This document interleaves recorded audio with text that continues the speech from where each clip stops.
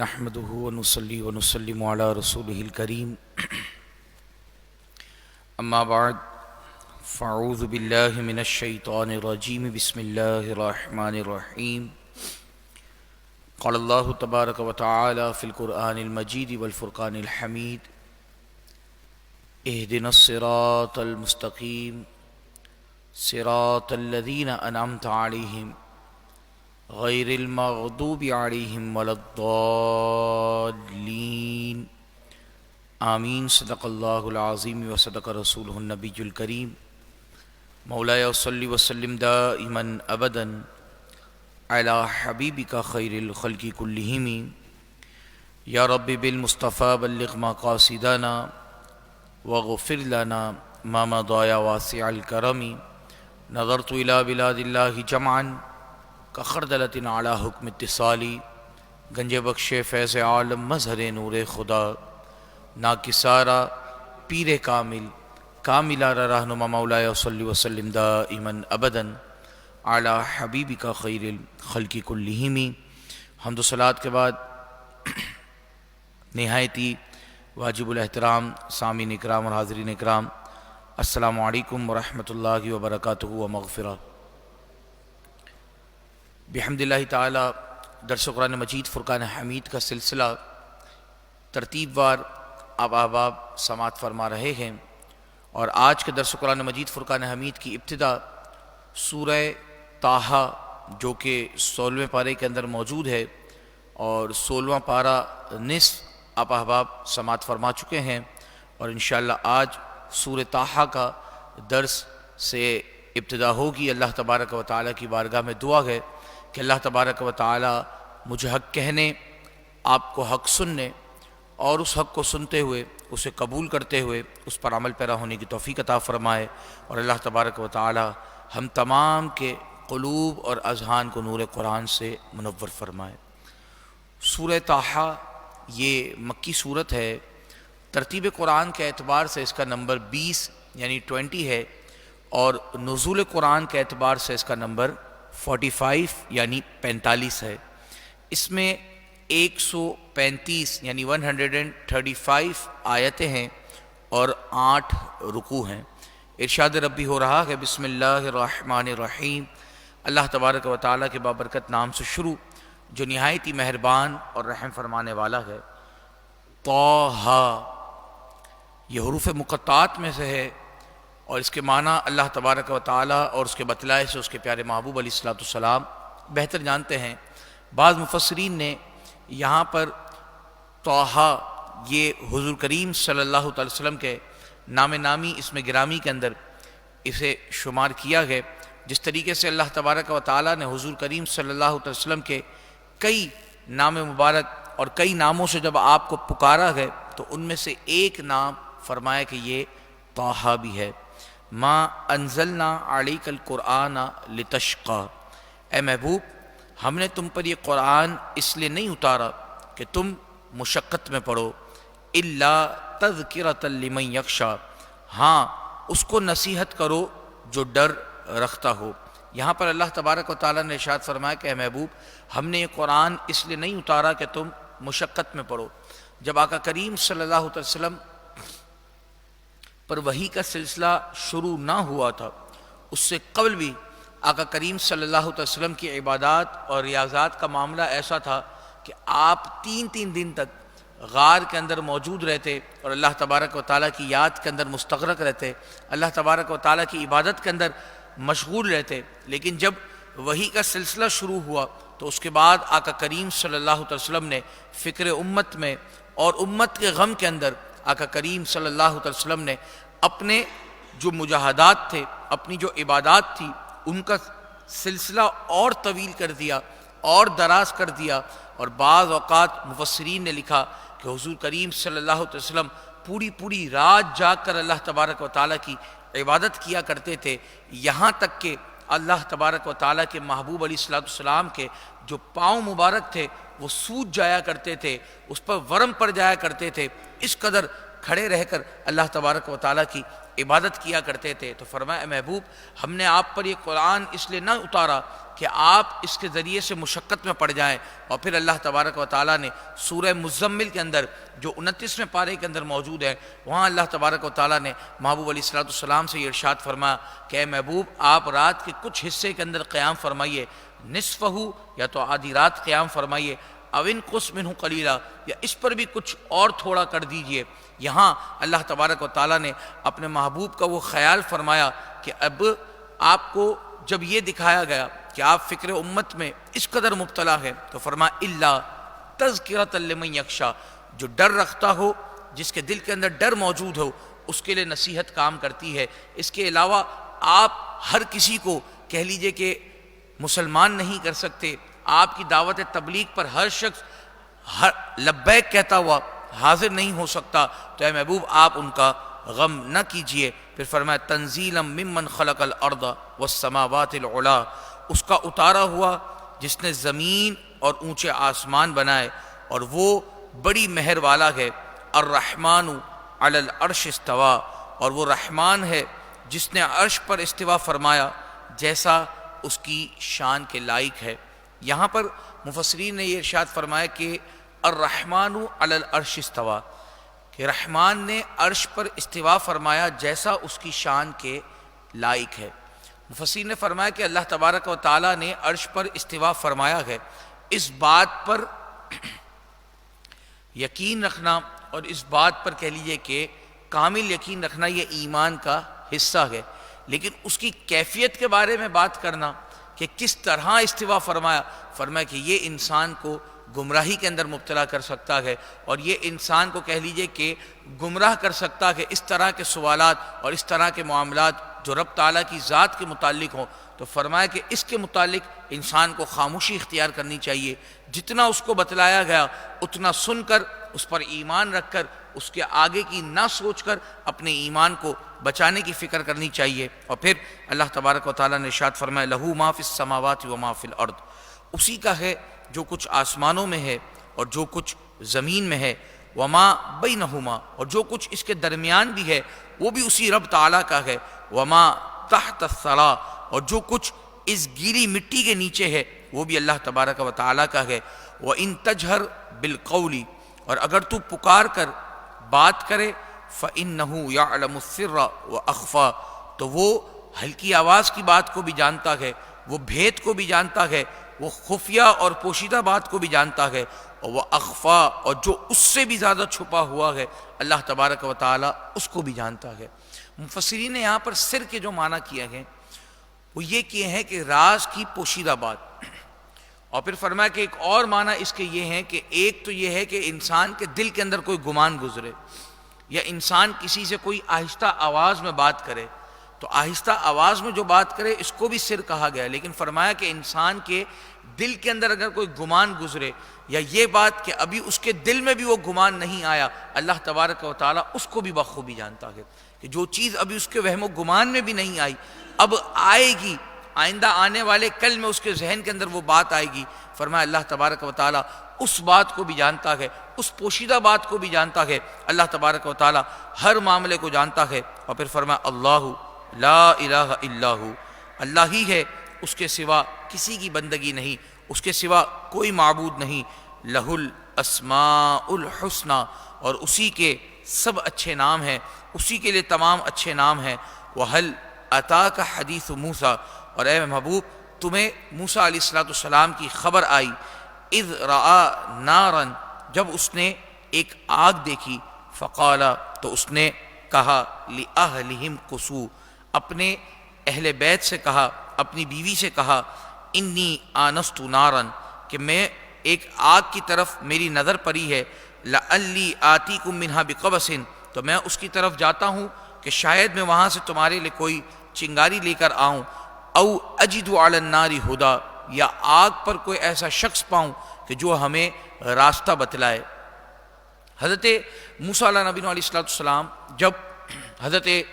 شعیب علیہ نبی علیہ السلام کی بارگاہ سے نکاح، ان کی بیٹی سے نکاح وغیرہ کے معاملات کر جب نکلے، اب انہیں ایک جابر بادشاہ کا خوف تھا، تو انہوں نے سیدھا راستہ پکڑنے کے بجائے جنگل کا راستہ پکڑا، اور اس وقت ان کی جو زوجہ ان کے ساتھ تھی وہ حاملہ تھی۔ اب جب وہ کوہ طور کے قرب میں پہنچے اور کوہ طور کے قریب پہنچے تو آپ کی زوجہ کو جو ہے وہ درد اٹھے، اور جب وہ درد اٹھے تو اب آپ نے کہا کہ میں، اور کیونکہ رات کا وقت تھا، سردی کی راتیں تھیں، اب آپ نے دیکھا کہ دور کہیں آگ کا ایک شعلہ نظر آ رہا ہے، آگ کی طرح کا ایک معاملہ نظر آ رہا ہے، تو آپ نے اپنی زوجہ سے کہا کہ آپ یہاں پر آرام فرمائیے، میں اس آگ کی جو سمت ہے میں اس طرف جاتا ہوں اور جا کر دیکھتا ہوں شاید مجھے کوئی آگ جلانے کا سامان مل جائے اور میں کوئی چنگاری وغیرہ لا کر یہاں پر آگ جلانے کا سامان کر لوں، یا وہاں پر کوئی ایک ایسا شخص پاؤں، کیونکہ ظاہر سی بات ہے جہاں آگ جل رہی ہے تو اڑوس پڑوس میں کوئی ایسا شخص موجود ہوگا کہ جس نے اس آگ کو جلایا ہوگا، تو میں اس سے رستہ بھی پوچھ لوں تاکہ ہمیں مصر تک پہنچنے کے لیے آسانی ہو جائے۔ اب فلما آتاہا، پھر جب حضرت موسیٰ علیہ نبی علیہ السلام آگ کے پاس آئے، نو دیا تو انہیں ندا فرمائی گئی، یا موسیٰ، اے موسیٰ، انی انا ربک، بے شک میں تیرا رب ہوں، فاخلع نعلیک، تو اپنے جوتے اتار ڈال، انک بالوادی المقدس طویٰ، کہ بے شک تو پاک جنگل طویٰ کے اندر موجود ہے۔ یہاں پر مفسرین نے لکھا کہ اس بات سے ہمیں یہ بھی پتہ چلتا ہے کہ جو کوئی مقدس جگہ ہو، برکت والی جگہ ہو، بزرگان دین یا علماء یا صلحاء یا اولیاء یا انبیاء کرام علیہ السلام کے جو مزارات ہوں، تو فرمایا کہ وہاں پر جو بھی مقدس جگہ ہو وہاں پر ادب کا تقاضا یہ ہے کہ وہاں پر ننگے پیر حاضر ہوا جائے، یعنی جوتے اتار کر اپنے جوتوں کو سائڈ رکھ کر بغیر جوتوں کے وہاں پر داخل ہوا جائے، بغیر جوتوں کے وہاں پر جایا جائے۔ اور اسی طریقے سے اللہ تبارک و تعالیٰ نے حضرت موسیٰ علیہ نبی علیہ السلام سے بھی کلام فرمایا کہ اے موسیٰ، آپ مقدس وادی طویٰ کے اندر موجود ہیں اور میں آپ کا رب آپ سے کلام کر رہا ہوں، تو اب جو یہ مقدس جگہ ہے تو اب آپ اپنے جوتے اتار کر، اپنے نعلین اتار کر تشریف لائیے، اور پھر فرمایا وَأَنَا اخْتَرْتُكَ فَاسْتَمِعْ لِمَا يُوحَىٰ، تو میں نے تجھے پسند کیا ہے تو اب کان لگا کر سنو جو تمہیں وحی کی جاتی ہے، اننی انا اللہ، کہ بے شک میں ہی اللہ ہوں، لا الہ الا انا فاعبدنی، کہ میرے سوا کوئی معبود نہیں تو آپ میری ہی بندگی کیجئے، وَأَقِیمِ الصَّلَاةَ لِذِکْرِی، اور میری یاد کے لیے نماز قائم کیجئے۔ یہاں پر ایک بات اور بھی واضح ہو جاتی ہے کہ مفسرین نے لکھا کہ اللہ تبارک و تعالیٰ نے اپنے آپ پر ایمان لانے کے بعد جو سب سے پہلی چیز کا ذکر کیا ہے وہ نماز ہے، اور فرمایا کہ دین اسلام کے اندر اسلام لانے کے بعد جو سب سے بنیادی رکن اور جو سب سے بنیادی فریضہ ہے وہ بھی نماز ہے، کہ انسان کے جو سب سے پہلے جس چیز کا سوال ہوگا وہ نماز کا سوال ہوگا۔ اگر وہ اس دنیا سے اپنے ایمان کو سلامت لے کر گیا ہے تو اس سے جب حساب کتاب کا معاملہ ہوگا تو فرمایا جو سب سے پہلا سوال ہوگا وہ نماز کا ہوگا۔ اللہ تبارک و تعالی ہمیں 5 وقت نماز با جماعت ادا کرنے کی توفیق عطا فرمائے۔ اور پھر فرمایا ان الساعۃ آتیۃ، بے شک قیامت آنے والی ہے، اکاد اخفیھا، قریب تھا کہ میں اسے سب سے چھپاؤں، لتجزا کل نفس بما تسعی، تو فرمایا کہ پھر اس کو ظاہر کرنے کی وجہ کیا ہوئی کہ ہر جان اپنی کوشش کا بدلہ پائے، فلا یصدنک عنہا من لا یؤمن بہا، تو ہرگز تجھے اس کے ماننے سے وہ باز نہ رکھے جو اس پر ایمان نہیں لاتا، واتبع ہواء فتردی، اور اپنی خواہش کے وہ پیچھے چلتا ہے۔ اللہ تبارک و تعالیٰ نے ارشاد فرمایا کہ ہم قیامت کو پوشیدہ رکھتے، اللہ تبارک و تعالیٰ نے قیامت کے وقت کو، کہ قیامت کب قائم ہوگی اس کو پوشیدہ رکھا گیا، لیکن قیامت آئے گی اللہ تبارک و تعالیٰ نے یہ بات بتلائی ہوئی ہے، اور قیامت آئے گی یہ بات حق ہے۔ فرمایا اس کی وجہ کیا ہے، اس کو پوشیدہ رکھنے کی وجہ کیا ہے؟ اسی طریقے سے موت ہے، انسان کو موت آئے گی یہ انسان کو معلوم ہے، لیکن کب آئے گی یہ نہیں معلوم۔ ان دونوں چیزوں کے وقتوں کو پوشیدہ رکھنے کی جو مفسرین نے وجہ بیان فرمائی وہ یہ ہے کہ انسان تاکہ اپنے طور پر اس کے معاملے کے لیے کوششیں کرتا رہے۔ اب اگر انسان کو یہ پتہ چل جائے کہ میں نے 50 سال کی عمر میں مرنا ہے، فار ایگزامپل آپ کے سامنے عرض کر رہا ہوں، اب وہ 45 سال تک اپنی زندگی کو گناہوں کے اندر مبتلا رکھے گا، اور آخری کے 5 سال وہ نیکی کر کر اپنے آپ کو گناہوں سے پاک کرنے کی کوشش کرے گا۔ تو فرمایا اسی طریقے سے قیامت کا معاملہ ہے، اسی طریقے سے موت کا معاملہ ہے کہ فرمایا اس کو پوشیدہ اس لیے رکھا گیا تاکہ انسان اس کی طرف کوشش کرتا رہے، اس کی طرف اپنے معاملے کو بڑھاتا رہے۔ اگر اسے پتہ چل جائے گا کہ یہ اسپیسیفک وقت ہے اور اس وقت کے اندر اس چیز نے آنا ہے، تو پھر فرمایا کہ اس کی کوشش کے اندر اور اس کے معاملے کے اندر وہ چیز نہیں رہے گی، وہ اخلاص اور وہ للہیت نہیں رہے گی، بلکہ وہ اپنے وقت کے تعین کے حساب سے، اپنے وقت کے معاملے کے حساب سے اس چیز کو آسانی کے ساتھ لے کر چلے گا۔ آج ہمیں وقت کا نہیں معلوم، آج ہمیں موت کا نہیں معلوم، لیکن اس کے بعد انسان اس قدر غفلت کے اندر زندگی گزار رہا ہے۔ موت کس کا کب آ جانی ہے ہم میں سے کسی کو نہیں معلوم۔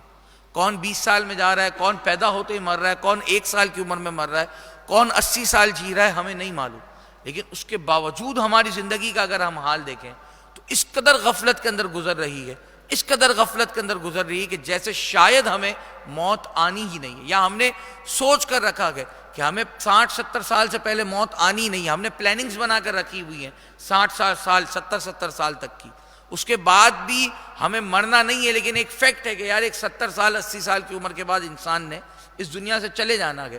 لیکن ایک بات عرض کر رہا ہوں کہ جس وقت ہمیں یہ نہیں معلوم کہ ہمیں موت کب آنی ہے، تب ہماری غفلت کا یہ عالم ہے کہ ہمیں پل کا نہیں معلوم کہ یہ جو سانس ہماری اندر جا رہی ہے یہ باہر آئے گی بھی کہ نہیں، اس وقت ہمارے کہہ لیجئے کہ غفلت کا یہ عالم ہے۔ تو اگر ہمیں موت کا پتہ چل جائے، ہمیں موت کے وقت کا پتہ چل جائے، تو پھر آپ سوچیں کہ ہماری غفلتوں کا معاملہ اور ہماری غفلتوں کا عالم کیا ہوگا۔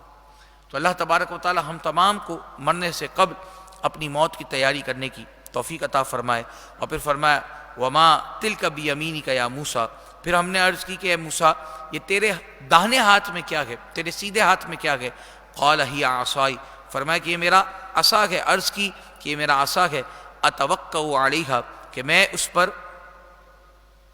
ٹیک لگاتا ہوں، واحش بہا علی غنمی، اور اس سے اپنی بکریوں کے لیے پتے جھاڑتا ہوں، ولی فیہا مآرب اخری، اور اس میں میرے اور بھی کام ہیں، اس کے ذریعے میرے اور بھی کام ہیں۔ اب اللہ تبارک و تعالیٰ نے جب حضرت موسیٰ علیہ نبی علیہ السلام سے کلام فرمایا، اب جب آپ نے اس آواز کو سنا تو آپ تھوڑا خوفزدہ ہوئے، آپ تھوڑا کہہ لیجئے کہ گھبرائے، اور انسانی فطرت بھی ہے یہ چیز کہ جب کوئی خلاف توقع یا خلاف معمول کام ہو تو انسان اس چیز سے گھبراتا ہے۔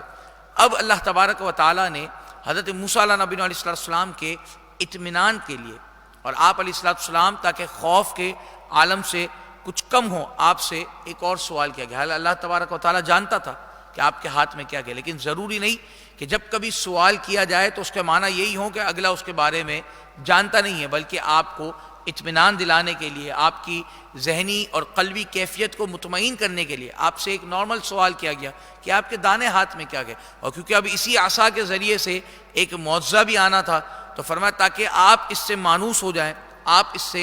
آپ اچانک سے اس کو بھی دیکھ کر خوف زدہ نہ ہو، تو فرمایا کہ یہ میرا عصا ہے، میں اس کے ذریعے ٹیک لگاتا ہوں اور اس کے ذریعے اپنی بکریوں کو چراتا ہوں، اپنی بکریوں کے لیے پتے جھاڑتا ہوں، اور اس کے ذریعے میرے اور بھی کام ہیں۔ تو فرمایا قال القیھا یا موسیٰ، فرمایا اے موسیٰ اسے اپنے سامنے ڈال دو۔ فالقاھا، تو جب حضرت موسیٰ علیہ السلام نے اسے ڈال دیا، فاذا ہی حیۃ تسعیٰ، تو وہ جبھی دوڑتا ہوا سانپ بن گیا۔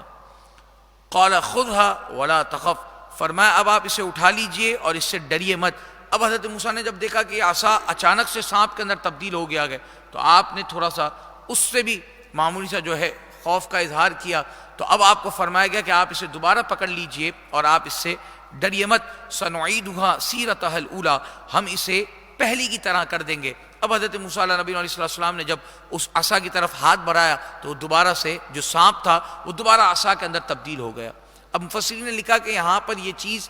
اس لیے بھی کروائی گئی کہ جب یہ معجزہ فرعون کے سامنے ہو اور فرعون کے حواریوں کے سامنے ہو تو حضرت موسیٰ علیہ نبی علیہ السلام اس سے خوف نہ کھائیں، بلکہ آپ کو معلوم ہو کہ یہ عصا سانپ بننے کی بھی قدرت رکھتا ہے، اور اللہ تبارک و تعالیٰ کے حکم سے اور معجزے کے ذریعے سے یہ سانپ بن کر اپنا کہہ لیجئے کہ اظہار کر سکتا ہے۔ تو وہاں پر یہ معاملہ ان کے ساتھ ہوا، اور پھر فرمایا گیا وَضْمُمْ يَدَكَ إِلَى جَنَاحِكَ تَخْرُجْ بَيْضَاءَ، اور اپنا ہاتھ اپنے بازو سے ملائیے اور پھر اسے نکالیے تو وہ خوب چمکتا ہوا سفید روشن ہو جائے گا، من غیر سوء، کسی مرض کے بغیر، آیتن اخرى، اور یہ ہم نے آپ کو ایک اور نشانی عطا فرمائی ہے۔ حضرت موسیٰ علیہ نبی علیہ السلام کو یہ نشانی عطا فرمائی گئی کہ آپ اپنے سیدھے ہاتھ کی ہتھیلی کو جب بائیں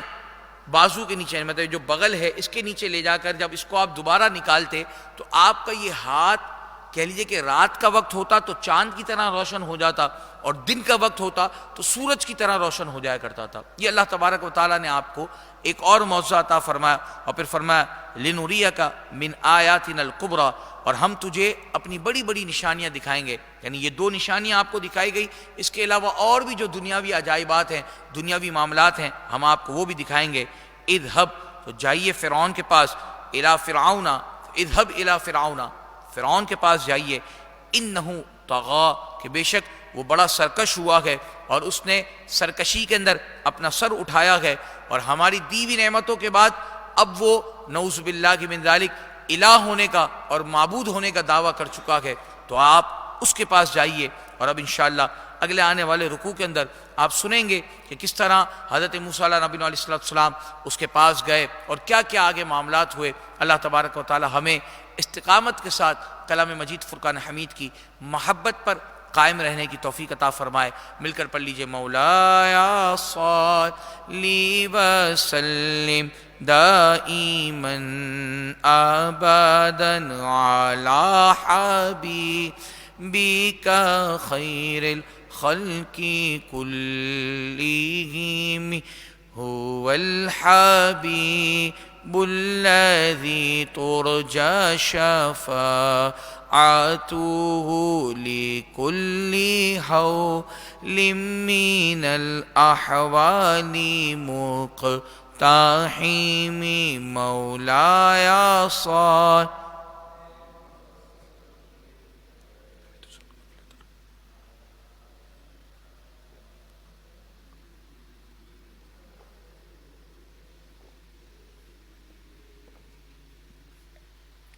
اللہم صلی وسلم وبارک علیہ۔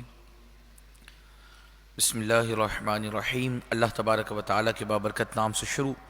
جو نہایت ہی مہربان اور رحم فرمانے والا ہے۔ قال، حضرت موسیٰ علیہ السلام نے عرض کی، ربش رح لی صدری، اے میرے رب میرے لیے میرا سینہ کھول دے، ویسر لی امری، اور میرے لیے میرا کام آسان فرما، واحلل عقدۃ من لسانی، اور میری زبان کی گرہ کھول دے،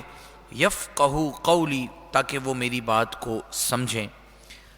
اللہ تبارک و تعالیٰ کے نبی حضرت موسیٰ علیہ نبی علیہ السلام نے یہ جو دعا ارشاد فرمائی، مفسرین لکھتے ہیں کہ جس کسی کو، اور خاص کر جو بچے حفظ کر رہے ہیں ان کے لیے یہ آیت مبارکہ کہ قال رب اشرح لی صدری سے لے کر یفقہوا قولی تک، فرمایا کہ جو شخص، اگر بچہ خود یا اس کے والدین اس کو پانی پر دم کر کر یا کسی بھی چیز پر، بادام ہے یا کوئی اور معاملہ ہے، اس پر اس آیت مبارکہ کا دم کر کر روز اس کو پلائیں تو اللہ تبارک و تعالیٰ اس کے حافظے کو اور اس کے شرح صدر کو اللہ تبارک و تعالیٰ اور زیادہ کھول دے گا، اور اس کے لیے حفظ کرنا اور زیادہ آسان ہو جائے گا، اور اس کے لیے علم حاصل کرنا اور زیادہ آسان ہو جائے گا۔ اب اللہ تبارک و تعالیٰ نے جب حضرت موسیٰ علیہ نبی علیہ السلام کو یہ حکم ارشاد فرمایا کہ آپ جائیے اور جا کر فرعون کے پاس جا کر اسے تبلیغ کیجئے، وہ بڑا سرکش ہوا ہے، تو اللہ تبارک و تعالیٰ کے نبی حضرت موسیٰ علیہ نبی علیہ السلام نے اللہ تبارک و تعالیٰ کی بارگاہ میں عرض کی کہ الہ العالمین میرے لیے میرے سینے کو کھول دے، اور میرے لیے میرے کام کو آسان فرما، واحلل عقدۃ من لسانی، اور میری جو زبان کی گرہ ہے اسے کھول دے۔ اس کے کیا معنی ہے؟ جب بچپن میں حضرت موسیٰ علیہ نبی علیہ السلام فرعون کے یہاں پر پرورش پا رہے تھے، تو ایک دن فرعون نے آپ کو اٹھایا، اور یہ بھی بڑا، اگر آپ نے واقعے کو سماعت کیا ہے تو الگ ہے، لیکن انشاءاللہ آگے بھی یہ واقعہ آئے گا کہ کس طرح حضرت موسیٰ علیہ نبی علیہ السلام اپنے دشمن کی یہیں پر ہی کس طرح پرورش پاتے ہیں۔ تو جب فرعون نے بچپن کے اندر ایک دن آپ کو اٹھایا ہوا تھا تو آپ نے اس کی داڑھی پکڑ کر ایک زوردار تماچا اس کے منہ پر مارا، فرعون کو بڑا طیش آیا، اور وہ آپ کو قتل کرنے کے ارادہ، کہہ لیجئے کہ قتل کرنے کا ارادہ کرنے لگا، اسے بڑا طیش آیا، اور اچھا خاصا بھاری ہاتھ حضرت موسیٰ علیہ نبی علیہ السلام کا تھا کہ ایک مرتبہ جب آپ نے ایک قبطی کو مارا تھا تو وہ اس چماٹ کی وجہ سے، یا کہہ لیجیے کہ اس گھونسے کی وجہ سے وہ ہلاک ہو گیا تھا، وہ مر گیا تھا. تو اس قدر بھاری ہاتھ حضرت موسیٰ علیہ نبی علیہ السلام کا تھا اور بڑے جلالی تھے. تو آپ نے جب اسے مارا تو اسے طیش آیا اور اس نے آپ کو قتل کرنے کا ارادہ کیا. تو ان کی جو بیوی تھی حضرت آسیہ رضی اللہ تعالیٰ عنہا، تو انہوں نے کہا کہ یہ تو بچہ ہے، اس کو کیا سمجھ، اس کو کیا بوجھ کہ کیا معاملہ ہے، کیا چیز ہے، اور اگر تم یہ سمجھتے ہو کہ کوئی اور معاملہ ہے تو اس بچے کا ٹیسٹ لے کر دیکھ لو، اس بچے کے اوپر ایک تجربہ کر کر دیکھ لو، آزمائش کر کر دیکھ لو. تو فرمایا کیا آزمائش کی جائے؟ تو کہا ایک کام کرو، بچہ ایک چمکتی ہوئی چیز کی طرف جاتا ہے، تو ایک طرف آگ کا ایک انگارہ رکھو اور ایک طرف ہیرے جواہرات اور یاقوت وغیرہ رکھو. بچہ اگر آگ کی طرف لپکے گا تو تم سمجھ جانا کہ اس نے بچپنے میں تم پر ہاتھ اٹھایا ہے اور کوئی بات نہیں ہے. اب حضرت موسیٰ علیہ نبی علیہ السلام کے سامنے 2 تشت رکھے گئے، جس میں ایک پر آگ کے انگارے تھے اور ایک پر یاقوت اور ہیرے جواہرات تھے. حضرت موسیٰ علیہ نبی علیہ السلام نے اپنے ہاتھ کو ہیرے جواہرات والے تشت کی طرف بڑھایا، لیکن اللہ تبارک و تعالیٰ کے حکم سے اللہ تبارک و تعالیٰ کے فرشتے نے آپ کا ہاتھ اس انگارے والے تشت کی طرف لے کر گیا اور آپ نے وہ انگارہ اٹھایا اور اپنی منہ کے اندر رکھ لیا، جس کی وجہ سے آپ کی زبان کے اندر معمولی سی لکنت پیدا ہو گئی تھی. یعنی وہ ظاہر سی بات ہے، جب زبان جلے گی انگارے کے ذریعے تو زبان کا جل جانا اور زبان کی کہہ لیجیے کہ وہ جو بات کرنے کا انداز ہے وہ تھوڑا سا چینج ہو جاتا ہے، تھوڑا سا تبدیل ہو جاتا ہے. تو فرمایا کہ آپ کی زبان کے اندر اس انگارے کی بنا پر جو بچپن میں آپ نے رکھا تھا لکنت پیدا ہو گئی تھی. تو اللہ تبارک و تعالیٰ کی بارگاہ میں آپ نے عرض کی کہ وَاحْلُلْ عُقْدَةً مِّن لِّسَانِي، کہ اے اللہ میری زبانوں کی جو گرے ہیں انہیں کھول دے، یفقہوا قولی، تاکہ یہ لوگ میری بات کو سمجھ سکیں، وَاجْعَل لِّی وَزِیرًا مِّنْ أَهْلِي، اور میرے لیے میرے گھر والوں میں سے ایک وزیر کر دے، ہارون اخی، کہ وہ کون ہو؟ وہ میرا بھائی ہارون ہو. ہارون اخشدد بہ ازری، کہ اس کے ذریعے میری کمر کو مضبوط فرما، واشرکہ فی امری، اور اسے میرے کام میں شریک فرما، کئی نسبحک کثیرا، کہ ہم بکثرت تیری پاکی بولیں، ونذکرک کثیرا، اور بکثرت تیری یاد کریں، انک کنت بنا بصیرا، اور بے شک تو ہمیں دیکھ رہا ہے. اللہ تبارک و تعالیٰ نے حضرت موسیٰ علیہ نبی علیہ السلام کی اس دعا کو بھی قبول فرمایا، اور آپ کی دعا کے صدقے سے اللہ تبارک و تعالیٰ نے حضرت ہارون علیہ نبی علیہ السلام کو بھی نبوت کے مقام سے سرفراز فرمایا. اور یہاں پر ہمیں یہ بات بھی پتہ چلتی ہے کہ اپنے بھائی کے لیے اچھی دعا کرنا، اپنے بھائی کے لیے دعا کرنا، جو چیز اپنے لیے پسند کرو وہ چیز اپنے بھائی کے لیے مانگنا، یہ اللہ تبارک و تعالیٰ کو بہت زیادہ محبوب ہے. اور حدیث مبارکہ کے مفہوم کے مطابق بھی فرمایا کہ انسان اگر یہ چیز چاہتا ہو کہ کوئی نعمت اسے مل جائے، یا وہ کہہ لیجئے کہ کوئی بھی معاملہ چاہتا ہو، تو فرمایا وہ اپنے مسلمان بھائی کے لیے اس چیز کی دعا کرے، اللہ تبارک و تعالیٰ اسے بھی وہ چیز عطا فرمائے گا. تو فرمایا کہ حضرت موسیٰ علیہ نبی علیہ السلام نے اپنے بھائی کے لیے دعا مانگی، اور پھر اللہ تبارک و تعالیٰ نے حضرت ہارون علیہ نبی علیہ السلام کو بھی نبوت سے سرفراز فرمایا. اور پھر فرمایا گیا قال قد اوتیت سؤلک یا موسیٰ، فرمایا اے موسیٰ جو تو نے مانگا وہ تجھے تیری مانگ عطا ہوئی. وَلَقَدْ مَنَنَّا عَلَيْكَ مَرَّةً أُخْرَى، اور بے شک ہم نے تجھ پر ایک بار اور بھی احسان فرمایا تھا، اِذْ أَوْحَيْنَا إِلَىٰ أُمِّكَ مَا يُوحَىٰ، جب ہم نے تیری ماں کو الہام کیا جو الہام کرنا تھا. اب اللہ تبارک و تعالیٰ اس بچپن کے واقعے کو بیان فرما رہا ہے کہ جو میں نے آپ سے عرض کی کہ موسیٰ علیہ السلام نے کس طرح فرعون کے یہاں پر پرورش پائی. تو اب وہ واقعہ اللہ تبارک و تعالیٰ اس جگہ پر ارشاد فرما رہا ہے کہ انقذفیہ فی التابوت. اب الہام کیا کیا گیا آپ کی والدہ کو؟ فرمایا کہ اس بچے کو صندوق میں رکھ کر فقذفیہ فی الیمی، تو فرمایا دریا میں ڈال دے، اور دو دریا اسے کنارے پر ڈالے، فلیلقہ الیم بالساحل، تو جب وہ دریا کے کنارے پر جائے گا تو جو اسے جس کے پاس جائے گا وہ اسے اٹھا لے گا. یأخذہ عدو لی وعدو اللہ، تو اسے اٹھانے والا کون ہے؟ جو میرا دشمن ہے اور اس کا بھی دشمن ہے. وَأَلْقَيْتُ عَلَيْكَ مَحَبَّةً مِّنِّي، اور میں نے تجھ پر اپنی طرف محبت ڈالی، اس لیے وَلِتُصْنَعَ عَلَىٰ عَيْنِي، اور اس لیے کہ تو میرے نگاہ کے سامنے تیار ہو. اب اللہ تبارک و تعالیٰ نے اس واقعے کا ذکر فرمایا کہ جب حضرت موسیٰ علیہ نبی علیہ السلام کی پیدائش ہونے والی تھی تو فرعون نے ایک خواب دیکھا کہ ایک لڑکا پیدا ہوگا اور وہ لڑکا پیدا ہو کر میری سلطنت کو تباہ و برباد کر دے گا. اب اس نے پہلے تو حکم دیا کہ جب بھی کوئی لڑکا پیدا ہو تو اسے قتل کر دیا جائے. اب بنی اسرائیل میں جو بھی لڑکا پیدا ہوتا اسے قتل کر دیا جاتا. اب فرعونیوں نے یہ بات کہی کہ ہم تو دھڑا دھڑ قتل کیے جا رہے ہیں لڑکوں کو، لڑکا جو بھی پیدا ہوتا ہے ہم اسے قتل کر دیتے ہیں، یہ بنی اسرائیل تو ہمارے غلام ہیں، اب اگر ہم ان کی نسلوں کو اسی طریقے سے ختم کرتے رہیں گے، اور جو اب یہ ان کے بوڑھے ہیں یہ تو چند دنوں کے اندر یا چند ٹائم کے اندر مر جائیں گے، اور ہم تو پیچھے کوئی لڑکا چھوڑ ہی نہیں رہے، تو ہماری خدمت کرنے والا پھر کون بچے گا؟ ہماری خدمت کرنے والا کیا معاملہ ہوگا؟ ہماری خدمت کون کرے گا؟ تو اب فرعون نے یہ حکم دیا کہ اچھا اس طرح کرو کہ ایک سال جو لڑکے پیدا ہوں انہیں چھوڑ دو، اور دوسرے سال جو لڑکے پیدا ہوں انہیں قتل کر دیا جائے۔ اب حضرت ہارون علیہ نبی علیہ السلام اس سال پیدا ہوئے کہ جس سال لڑکوں کو چھوڑنے کا حکم تھا، اور حضرت موسیٰ علیہ نبی علیہ السلام اس سال پیدا ہوئے کہ جس دن یعنی جس سال لڑکوں کو قتل کرنے کا حکم تھا۔ تو اب اللہ تبارک و تعالیٰ نے ارشاد فرمایا کہ ہم نے تمہاری ماں کے دل کے اندر ایک الہام ڈالا، اور وہ الہام کیا تھا کہ وہ الہام یہ تھا کہ آپ کو ایک صندوق کے اندر رکھ کر اسے دریا کے اندر ڈال دے، اور جب وہ دریا کے اندر ڈال دے گا تو اب ہمارا کام ہے کہ اس کو دریا کے کنارے کنارے کہاں پر لے کر جانا ہے۔ اب وہ تابوت اور وہ صندوق پہنچا کہاں؟ وہ فرعون کے محل کے اندر جو دریا کا کنارہ لگ کر اس کی کہہ لیجیے کہ ایک نہر اس کے محل سے نکلتی تھی، اب وہ صندوق وہاں پر پہنچا۔ تو فرعون نے جب وہ صندوق دیکھا تو اس نے جب اس صندوق کو کھولا تو اندر حضرت موسیٰ علیہ نبی علیہ السلام جلوہ فرما تھے۔ اب اللہ تبارک و تعالیٰ نے ارشاد فرمایا کہ ہم نے تجھے اپنا محبوب کیا ہے، تو جو اللہ کا محبوب ہوتا ہے اللہ تبارک و تعالیٰ اس کی محبت دنیا والوں کے اندر ڈال دیتا ہے، تو لوگ اس کے محبوب ہو جاتے ہیں، لوگ اس کے گرویدہ ہو جاتے ہیں۔ اب جب فرعون اور اس کی بیوی نے حضرت موسیٰ علیہ نبی علیہ السلام کو دیکھا تو آپ کو بڑی اس سے وارستگی ہوئی، بڑی محبت ہوئی، اور آپ علیہ السلام کو انہوں نے اپنے پاس پرورش دینے کا اور اپنے پاس پالنے کا ارادہ کیا۔ اس کے اندر سب سے زیادہ جو انسسٹ کیا وہ حضرت آسیہ جو کہ فرعون کی بیوی تھی لیکن مومنہ تھی، انہوں نے انسسٹ کیا کہ ہم اس بچے کو رکھتے ہیں، اور کیونکہ آپ بے اولاد بھی تھیں اور فرعون سے آپ کے یہاں پر کوئی اولاد نہیں تھی، تو آپ نے اسے اپنے بچے کے طور پر حضرت موسیٰ علیہ نبی علیہ السلام کو اپنے پاس رکھ لیا۔ اب ہوا کیا؟ استمشی اختک، اب تیری بہن تیرے ساتھ ساتھ چلی، جو حضرت موسیٰ علیہ نبی علیہ السلام کی بہن تھی ان کا نام مریم تھا۔ اب جب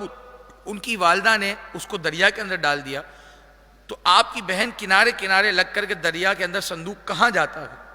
وہ ساتھ ساتھ چلتی رہی۔ اب جب انہوں نے دیکھا کہ یہ صندوق تو وہیں چلا گیا جہاں پر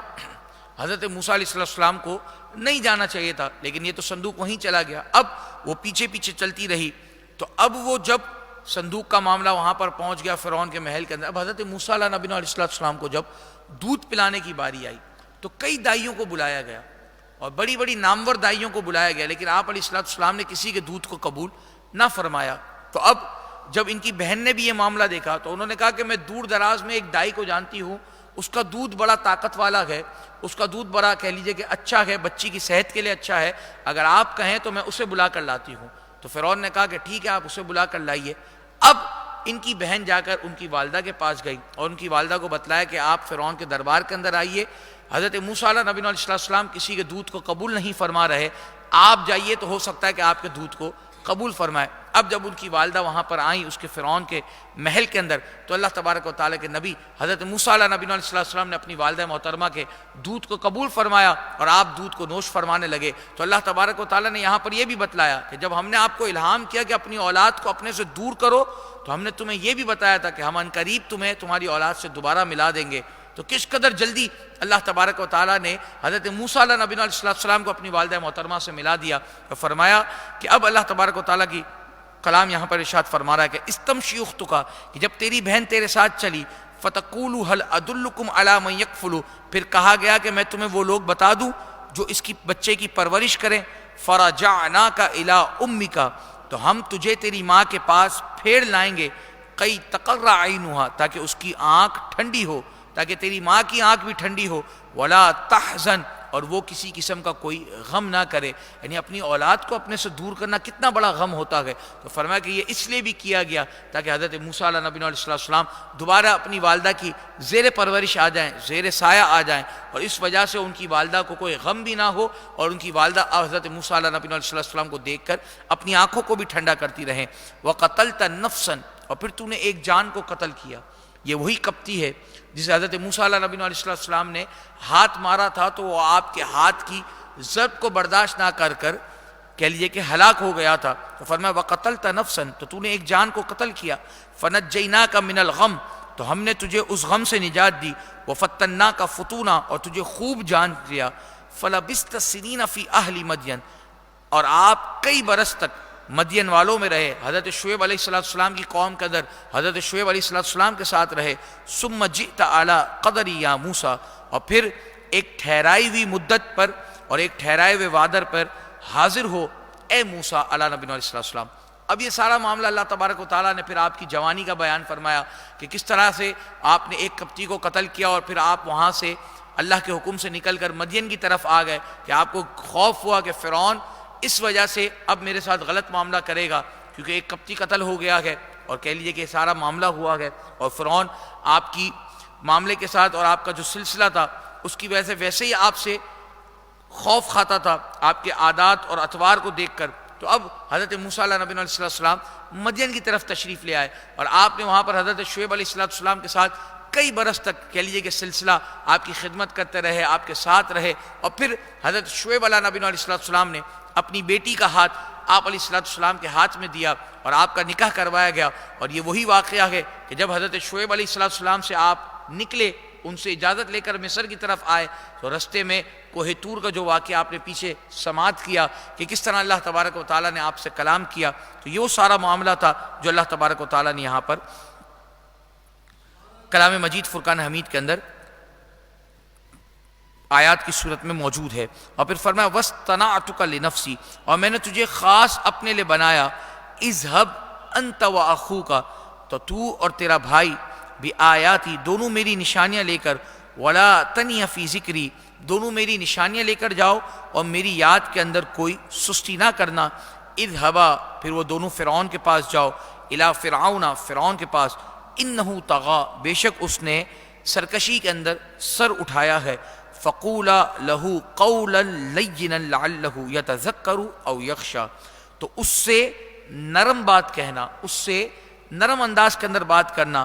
اس امید پر کہ وہ دھیان کرے یا کچھ ڈرے۔ اللہ تبارک و تعالیٰ نے فرعون نے کیا دعویٰ کیا تھا؟ فرعون نے الہ ہونے کا دعویٰ کیا تھا، معبود ہونے کا دعویٰ کیا تھا، خدائی کا دعویٰ کیا تھا، لیکن اس کے باوجود اللہ تبارک و تعالیٰ حضرت موسیٰ علیہ نبی علیہ السلام اور حضرت ہارون علیہ نبی علیہ السلام سے جو کلام فرما رہا کہ فرمایا فَقُولَا لَهُ قَوْلًا لَيِّنًا، کہ اس سے نرمی کی بات کرنا۔ اس سے نرمی کی بات کرنے کی وجہ کیا تھی؟ مفسرین نے لکھا کہ اس کی دو وجہ ہیں۔ ایک تو یہ کہ اس نے بچپن کے اندر حضرت موسیٰ علیہ نبی علیہ السلام کی پرورش کی تھی، تو اللہ تبارک و تعالیٰ نے اس بنا پر کہ اس نے میرے محبوب کی پرورش کی ہے، اس نے میرے نبی کی پرورش کی ہے، تو بھلے اس نے الہ ہونے کا دعویٰ کیا ہو، معبود ہونے کا دعویٰ کیا ہو، لیکن میرے محبوب کی پرورش کرنے کی وجہ سے، میرے نبی کی پرورش کرنے کی وجہ سے اس سے ہلکی آواز میں بات کرنا، اس سے نرم انداز کے اندر بات کرنا۔ اور دوسری وجہ یہاں پر یہ ارشاد فرمائی گئی کہ فرمایا کہ جب کبھی کوئی بات کسی کو سمجھانی ہو، جب کبھی کوئی بات کسی کو بتانی ہو، تو کوشش کر جب تک وہ کھلی اور خاص، مطلب کہہ لیے کہ یہ دین متین کا بھی یہ معاملہ ہے کہ اگر آپ کو کسی کو دین کا مسئلہ سمجھانا ہے تو آپ اس کو پیار سے، محبت سے، اخلاق سے ایک معاملہ سمجھائیے۔ آپ اکثر ایسا ہوتا ہے کہ اگر آپ کسی سے کوئی تلخ انداز کے اندر کسی کو بات سمجھائیں گے، چاہے وہ غلط کر رہا ہو، وہ اپنے طور پر وہ دینی معاملہ ہے، جو بھی دینی کام ہے، اگر فار ایگزامپل سمجھے کوئی نماز پڑھ رہا ہے غلط انداز میں پڑھ رہا ہے، کوئی وضو کر رہا ہے غلط انداز میں کر رہا ہے، یا کوئی اور دینی فریضہ سر انجام دے رہا ہے اور غلط انداز میں کر رہا ہے، اب اگر آپ نے اس کو تلخ انداز میں سمجھانے کی کوشش کی، اس کو غصے کے ساتھ یا اس کو تیز انداز کے اندر سمجھانے کی کوشش کی، تو ہو سکتا ہے کہ جو بات آپ سمجھانا چاہ رہے ہو وہ اس سے بھی جائے، اور جو کام وہ غلط کر رہا تھا وہ اس کام کو بھی چھوڑ کر آگے نکل جائے۔ لیکن یہی چیز کہ اگر آپ جب اس کو نرمی کے ساتھ، محبت کے ساتھ، اخلاق کے ساتھ سمجھانے کی کوشش کریں گے، تو امید ہے اور قوی امید ہے کہ وہ آپ کی بات کو سمجھے گا بھی، اور آپ کی بات کو سمجھ کر ہو سکتا ہے آپ سے معافی بھی مانگے اور اللہ کی بارگاہ میں بھی معافی مانگے۔ اور اگر اس کی کہہ لیجیے کہ نصیب میں ہدایت نہیں لکھی تو پھر آپ کا کام پہنچانا ہے، آپ اس پر زبردستی نہیں کر سکتے، آپ اس کو کہہ لیجیے کہ مار کر یا اس کو غصہ کر ہاں اگر وہ آپ کی اولاد ہے، آپ اس کے سرپرست ہیں تو معاملہ الگ ہو جاتا ہے، لیکن ایک اگر رینڈم بندہ ہے، ایک بالکل عام بندہ ہے، تو آپ کا کام اس کو سمجھانا ہے، سمجھنا نہ سمجھنا یہ اس کے ہاتھوں میں ہے۔ تو اللہ تبارک و تعالیٰ نے فرمایا فَقُولَا لَهُ قَوْلًا لَيِّنًا، کہ اس سے نرم بات کہنا، کس امید پر؟ لعلہ یتذکر او یخشی، کہ وہ دھیان کرے یا میری باتوں سے کچھ ڈرے۔ قال ربنا، دونوں نے عرض کیا اے ہمارے رب، اننا نخاف ان یفرط، کہ اے ہمارے رب بے شک ہمیں خوف ہے اور ہم اس بات سے ڈرتے ہیں کہ ان یفرط علینا، کہ وہ ہم پر زیادتی کرے گا، او ان یطغی، یا وہ ہمارے ساتھ شرارت سے پیش آئے گا۔ قال لا تخافا، فرمایا ڈرو نہیں، اننی معکما، میں تمہارے ساتھ ہوں، اسمع و ارا، اور میں سنتا بھی ہوں اور دیکھتا بھی ہوں۔ فأتیاہ، تو اس کے پاس جاؤ، فقولا، اور اس سے کہو، انا رسول ربک، کہ بے شک ہم تیرے رب کے بھیجے ہوئے رسول ہیں، فارسل معنا بنی اسرائیل، تو اولاد یعقوب کو اور بنی اسرائیل کو ہمارے ساتھ چھوڑ دے، ولا تعذبہم، اور انہیں تکلیف نہ دے، قد جئناک بآیۃ من ربک، کہ بے شک ہم تیرے پاس تیرے رب کی طرف سے نشانیاں لائے ہیں، والسلام علی من اتبع الہدی، اور سلامتی اسے ہے جو ہدایت کی پیروی کرے، انا قد اوحی الینا، بے شک ہماری طرف وحی ہوئی ہے، ان العذاب، کہ عذاب ہے اس پر، علی من کذب وتولی، کہ جو جھٹلائے، جو ہمیں جھٹلائے اور جو ہم سے منہ پھیرے۔ قال، تو فرعون بولا، فمن ربک یا موسیٰ، تم دونوں کا خدا کون ہے اے موسیٰ؟ قال، تو دونوں نے عرض کی، ربنا الذی اعطی کل شیء، کہ ہمارا رب وہ ہے جس نے ہر چیز کو اس کی لائق صورت پر اسے پیدا فرمایا، اعطی کل شیء خلقہ ثم ہدی، اور پھر ہمیں راہ دکھائی۔ قال فما بال القرون الاولی، تو اس نے فرعون نے کہا کہ تم سے جو پہلی قومیں تھی، تم سے جو پہلی سنگتیں تھی، ان کا کیا حال ہوا؟ اب جب حضرت موسیٰ علیہ نبی علیہ السلام فرعون کی دربار کے اندر پہنچ گئے اور اسے یہ سارا معاملہ پیش کیا گیا کہ ہم تمہارے رب کی طرف سے نبی بنا کر بھیجے گئے، رسول بنا کر بھیجے گئے، اور تم یہ چیزیں قبول کرو، تو اب وہ باتوں کو گھمانے لگا۔ اب جب اس نے پہلے یہ سوال کیا کہ تم دونوں کا رب کون ہے، تو جب حضرت موسیٰ علیہ نبی علیہ السلام نے اسے اس بات کا جواب دے دیا،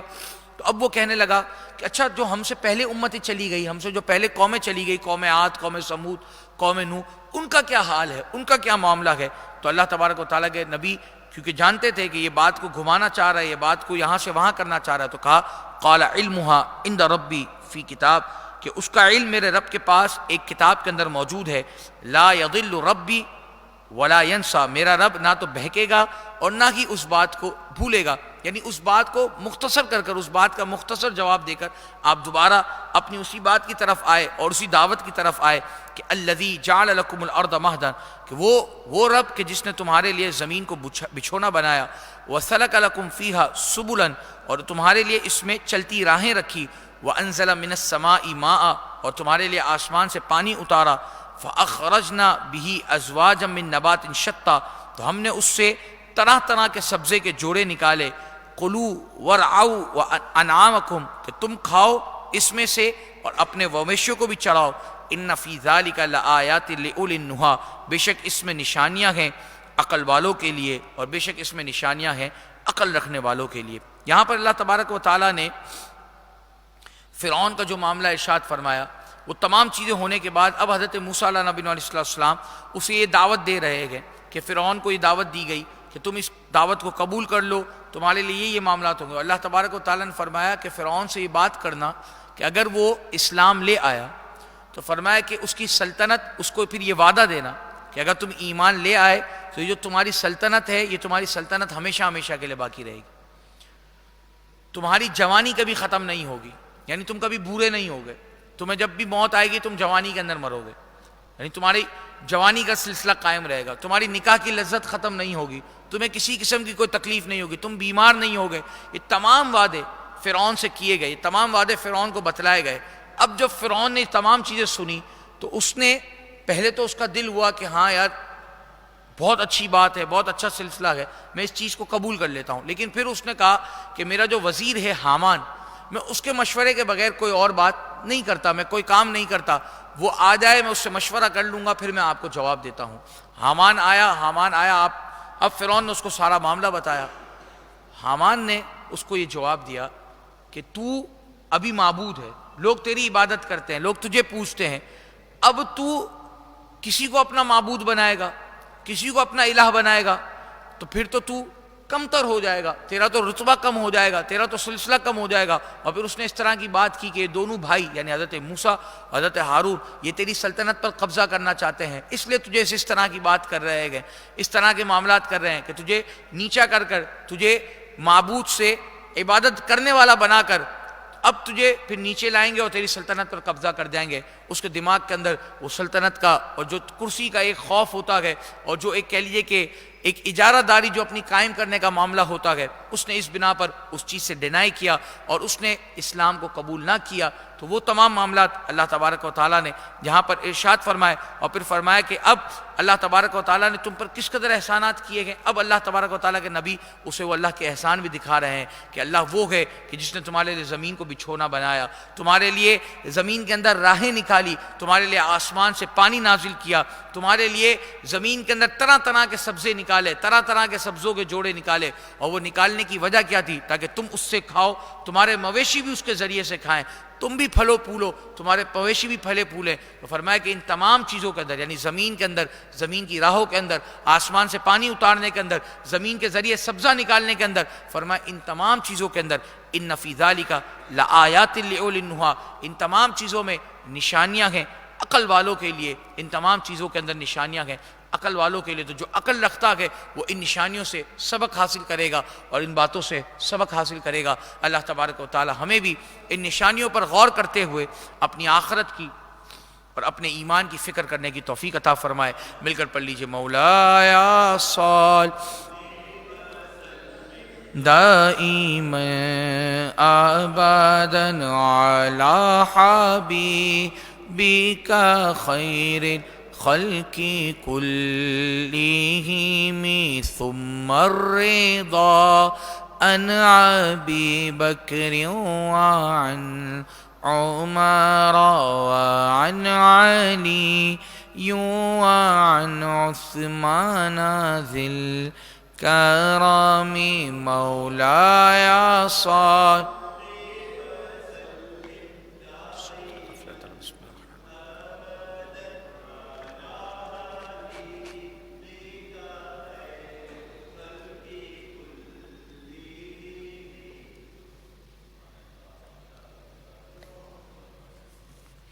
اللہم صلی وسلم وبارک علیہ۔ بسم اللہ الرحمن الرحیم۔ اللہ تبارک و تعالیٰ کے بابرکت نام سے شروع جو نہایت ہی مہربان اور رحم فرمانے والا ہے۔ منہا خلقناکم، فرمایا ہم نے زمین ہی سے تمہیں بنایا، وفیہا نعیدکم، اور پھر ہم تمہیں اسی میں پھر لے جائیں گے، ومنہا نخرجکم تارۃ اخری، اور پھر اسی سے تمہیں دوبارہ نکالیں گے قیامت کے دن۔ اللہ تبارک و تعالیٰ نے یہاں پر ارشاد فرمایا کہ منہا خلقناکم، کہ ہم نے تمہیں اسی زمین سے پیدا کیا ہے، وفیہا نعیدکم، اور پھر ہم تمہیں دوبارہ اسی زمین کے اندر لے کر جائیں گے، ومنہا نخرجکم، اور پھر تمہیں دوبارہ اسی زمین سے اٹھائیں گے تارۃ اخری، قیامت کے دن۔ مفسرین نے لکھا، اور یہ کہہ لیجئے کہ اچھا عمل بھی ہے کہ جب اگر کوئی میت ہو جائے اور جب اسے دفنا دیا جائے تو جو آپ نے دیکھا ہوگا کہ تختے لگائے جاتے ہیں، سلیٹ لگائی جاتی ہے، سلیب لگائی جاتی ہے۔ جب وہ سلیب لگ جائے اور پھر اس کے اوپر جب مٹی ڈالی جاتی ہے، مفسرین نے لکھا کہ اس کے سرہانے پر اور اس کے قدم کی جانب پر یہ آیت مبارکہ پڑھتے ہوئے کہ منہا خلقناکم، ایک مرتبہ پہلے ایک مٹھی اٹھائی جائے اور وہ مٹی کی منہا خلقناکم پڑھ کر وہ ڈالی جائے، پھر ایک مٹھی اٹھائی جائے وفیہا نعیدکم، پھر وہ ڈالی جائے، پھر ایک اور مٹھی اٹھائی جائے اور ومنہا نخرجکم تارۃ اخری، یہ پڑھتے ہوئے یہ مستحب عمل ہے، اچھا عمل ہے، کیا جائے تو بہت خوب ہے، نہ بھی کرے تو کوئی اس پر فرض واجب نہیں ہے، لیکن اچھا عمل اور مستحب عمل یہ ہے کہ اگر یہ معاملہ کیا جائے تو یہ ہمارے لیے بھی ہے کہ ہم اس سے بھی پڑھیں اور اس سے عبرت حاصل کریں، اور جب ہم یہ مٹی ڈال رہے ہوں تو یہ ذہن رکھیں کہ کل کوئی ہمارے لیے بھی اس طرح سے مٹی ڈالے گا، کل کوئی ہمیں بھی قبر کے اندر جب اتارے گا تو اس طرح کا معاملہ ہوگا کہ ہمارے سرہانے اس طریقے سے 3 مٹھیاں پکڑ کر کوئی مٹی ڈال رہا ہوگا۔ تو یہ قبرستان میں جانا، قبر کے اندر کے معاملات، قبر کی چیزیں، قبرستان میں جا کر قبر کے اندر مردے کو دفنانا، یہ تمام چیزیں اس لیے ہے کہ تاکہ تم عبرت حاصل کرو، تمہیں یہ پتہ چلے کہ آج جو یہ گیا ہے کل میرا بھی نمبر آئے گا، کل میں نے اپنے کئی پچھلوں کو اس طرح سے دفنایا ہے، کل کوئی ہمیں بھی اس طرح سے دفنا کر جائے گا۔ تو وہ تمام معاملات یہ قبرستان میں جانے کی وجہ یہی ہوتی ہے کہ انسان عبرت حاصل کرے، لیکن بڑے افسوس کے ساتھ اور بڑے معذرت کے ساتھ کہ آج جب انسان قبرستان جاتا ہے، پہلی بات تو یہ کہ جب تک کوئی قریبی نہ مرے نا تو انسان قبرستان جانے کا ارادہ بھی نہیں کرتا، رخ بھی نہیں کرتا۔ آج جو ہمارا حال ہے، آج جو ہمارا اللہ ماشاءاللہ اللہ تبارک و تعالیٰ نے جس کو توفیق دی ہو وہ ایک الگ معاملہ ہے، لیکن جب تک ہمارا کوئی قریبی نہ مرے نا، کوئی ایسا رشتہ کہ یار اگر ہم نے وہاں پر اپنا منہ نہیں دکھایا نا تو بعد میں باتیں ہوں گی، سمجھ رہے ہیں آپ؟ پہلی کوشش تو یہ ہوتی ہے کہ یار جنازے تک جا کر جنازے سے نپٹا دیا جائے تو بچت ہو جائے گی، نکل جائیں گے یار، بچت ہو جائے گی، ٹائم نہیں ٹوٹے گا، ورنہ 1.5-2 گھنٹے ٹوٹ جائیں گے۔ یہ ہمارا تھنکنگ ہے، یہ ہماری سوچ ہے۔ پھر اگر کسی صورت ہم قبرستان چلے بھی گئے، میت بس میں بیٹھ گئے یا اپنی گاڑی کے اندر چلے گئے اور قبرستان پہنچ بھی گئے، تو اب اتنی جلدی ہوتی ہے کہ بس مردے کو دفناؤ اور چلو، بس نکلو یہاں سے، 15 منٹ 20 منٹ کے اندر ریٹرن آ جاؤ، زیادہ دیر رکنے کا ہی نہیں ہے۔ حالانکہ وہ چیز ایسی ہے، وہ معاملہ ایسا ہے کہ اس وقت مردے کو جتنے اس کے عزیز و اقارب ہیں، جتنے اس کے قریبی رشتہ دار ہیں، اس کی سب سے زیادہ نیڈ ہوتی ہے، اس وقت سب سے زیادہ اسے الجھن ہوتی ہے، اس وقت سب سے زیادہ اسے ضرورت ہوتی ہے کہ اس کی قبر پر کھڑے ہو کر کوئی فاتحہ پڑھے، کوئی ایصال ثواب کا سلسلہ کرے، کیونکہ اب اس کو جو سب سے زیادہ ضرورت ہے وہ ایصال ثواب کی ہے۔ لیکن وہاں بھی ہمارے فون چل رہے ہوتے ہیں، وہاں بھی ہمارے فون بج رہے ہوتے ہیں، میت بس میں میت سامنے پڑی ہے، کئی مرتبہ ایسا معاملہ دیکھا، میت سامنے پڑی ہے، یار انسان اس کو دیکھ کر اپنے لیے فکر کرے، اپنے لیے سوچے، اپنا معاملہ سوچے۔ فون آ رہا ہے، کروڑوں کی لاکھوں کی باتیں ہو رہی ہیں، ہزاروں کی باتیں ہو رہی ہیں، یہ اس کو دے دینا، یہ اس کو دے دینا، یہ اس سے لے لینا، یہ اس کو کر دینا۔ ہمیں فکر ہی نہیں ہے کہ ہم بیٹھے کہاں ہیں، ہم کس محفل میں موجود ہیں، ہمارے سامنے کیا چیز موجود ہے، کس طرح کا تذکرہ اس وقت ہونا چاہیے، موت کا تذکرہ، اپنی آخرت کی فکر، اپنی قبر کی فکر ہونی چاہیے۔ لیکن انسان اس وقت بھی غفلت کی نیند کے اندر ہوتا ہے، انسان اس وقت بھی آنکھیں نہیں کھولتا کہ آج اس کو دفنانے جا رہے ہیں، کل مجھے بھی کوئی دفنانے کے لیے جائے گا۔ لیکن انسان اپنے آپ کو بالکل، اور میرے بزرگ یہاں پر موجود ہے الحمدللہ، میں کئی ایسے بزرگوں کو جانتا ہوں جو ہر اتوار ماشاءاللہ یا جب بھی ہمارے یہاں پر برادری کی بس چلتی ہے اس کے اندر جاتے ہیں، آپ ان سے پوچھ لیجئے کہ ہمارا معاملہ کیا ہوتا ہے کہ اگر برادری کی بس 5 منٹ وہاں پر زیادہ کھڑی ہو گئی نا، 5 منٹ اپنے وقت سے، تو شور شرابہ مچ جائے گا کہ یار آج لیٹ کری ڈینیا، آج تو بہت زیادہ لیٹ ہو گیا ہے، اتنا لیٹ نہیں ہوگا، اگلی مرتبہ سے خیال رکھا جائے گا۔ بیچارہ ڈرائیور اپنے وقت مقررہ وقت پر قبرستان کے اندر ہارن بجانا شروع کر دیتا ہے کہ بھائی چلو بس ہو گیا ٹائم پورا، زیادہ لیٹ کرو گے مجھے آگے سننی پڑ جائے گی۔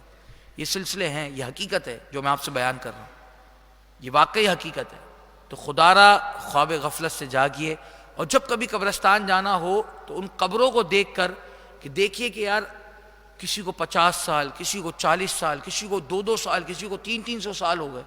وہ آج تک اپنی قبر کے اندر موجود ہے، اپنی قبر میں۔ ہم جب جائیں گے ہمیں نہیں معلوم کہ آگے قیامت کب آنی ہے، وہ بھی جب گئے تو انہیں بھی نہیں معلوم تھا، وہ بھی یہی سوچ رہے تھے کہ یار یہ مزے کی دنیا ہے، مزے کرو، لیکن جب قبر میں گئے تو اب کئی 100 سال ہو گئے قبر کے اندر موجود ہیں۔ واللہ عالم ان کی قبر کے اندر کیا حال ہے،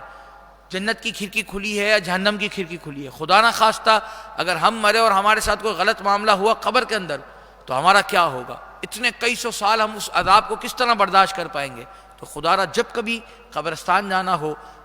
کوشش کریں، ویسے تو ہر جمعرات یا جمعے کو، اگر والدین حیات ہیں بہت اچھی بات ہے، والدین اگر اس دنیا فانی سے کوچ کر گئے تو ان کی قبروں پر جا کر فاتحہ پڑھیں،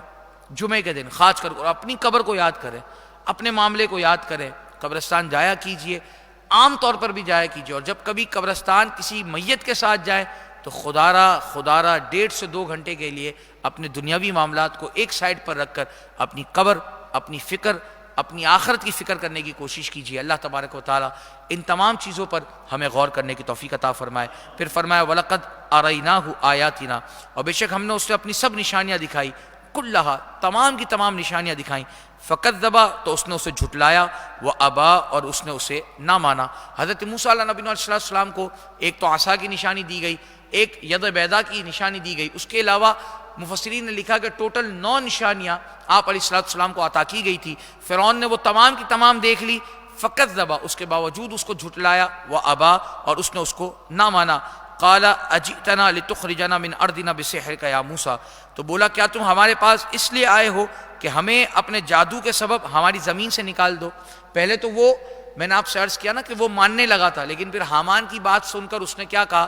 کہ اس نے حضرت موسیٰ سے کہا کہ اچھا آپ اس لیے آئے ہیں تاکہ اپنے جادو کے ذریعے، یعنی جو آپ نے اپنی نشانیاں دکھائی ہیں اس نے اسے جادو کا، نعوذ باللہ من ذالک، اور کہا کہ آپ اپنی جادو کے ذریعے سے ہمیں ہماری زمین سے نکالنا چاہتے ہیں تو ہم ایسا نہیں ہونے دیں گے۔ فَلَنَأْتِيَنَّكَ بِسِحْرٍ مِّثْلِهِ، تو اے موسیٰ ہم ضرور اس کی مثل ویسا ہی جادو لائیں گے جیسا تم جادو لائے ہو، ہم بھی اسی طرح کا جادو لائیں گے۔ فَاجْعَلْ بَيْنَنَا وَبَيْنَكَ مَوْعِدًا لَا نُخْلِفُهُ نَحْنُ، تو حضرت موسیٰ علیہ السلام نے کہا کہ ٹھیک ہے تم اپنی کوششیں کر دیکھ لو، تو اب ہم میں اور تم میں ایک وعدہ ٹھہرا لو، ایک مدت ٹھہرا لو،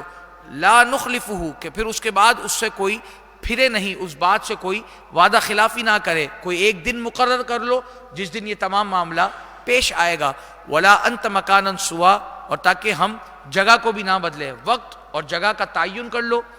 مقررہ دن ہوگا،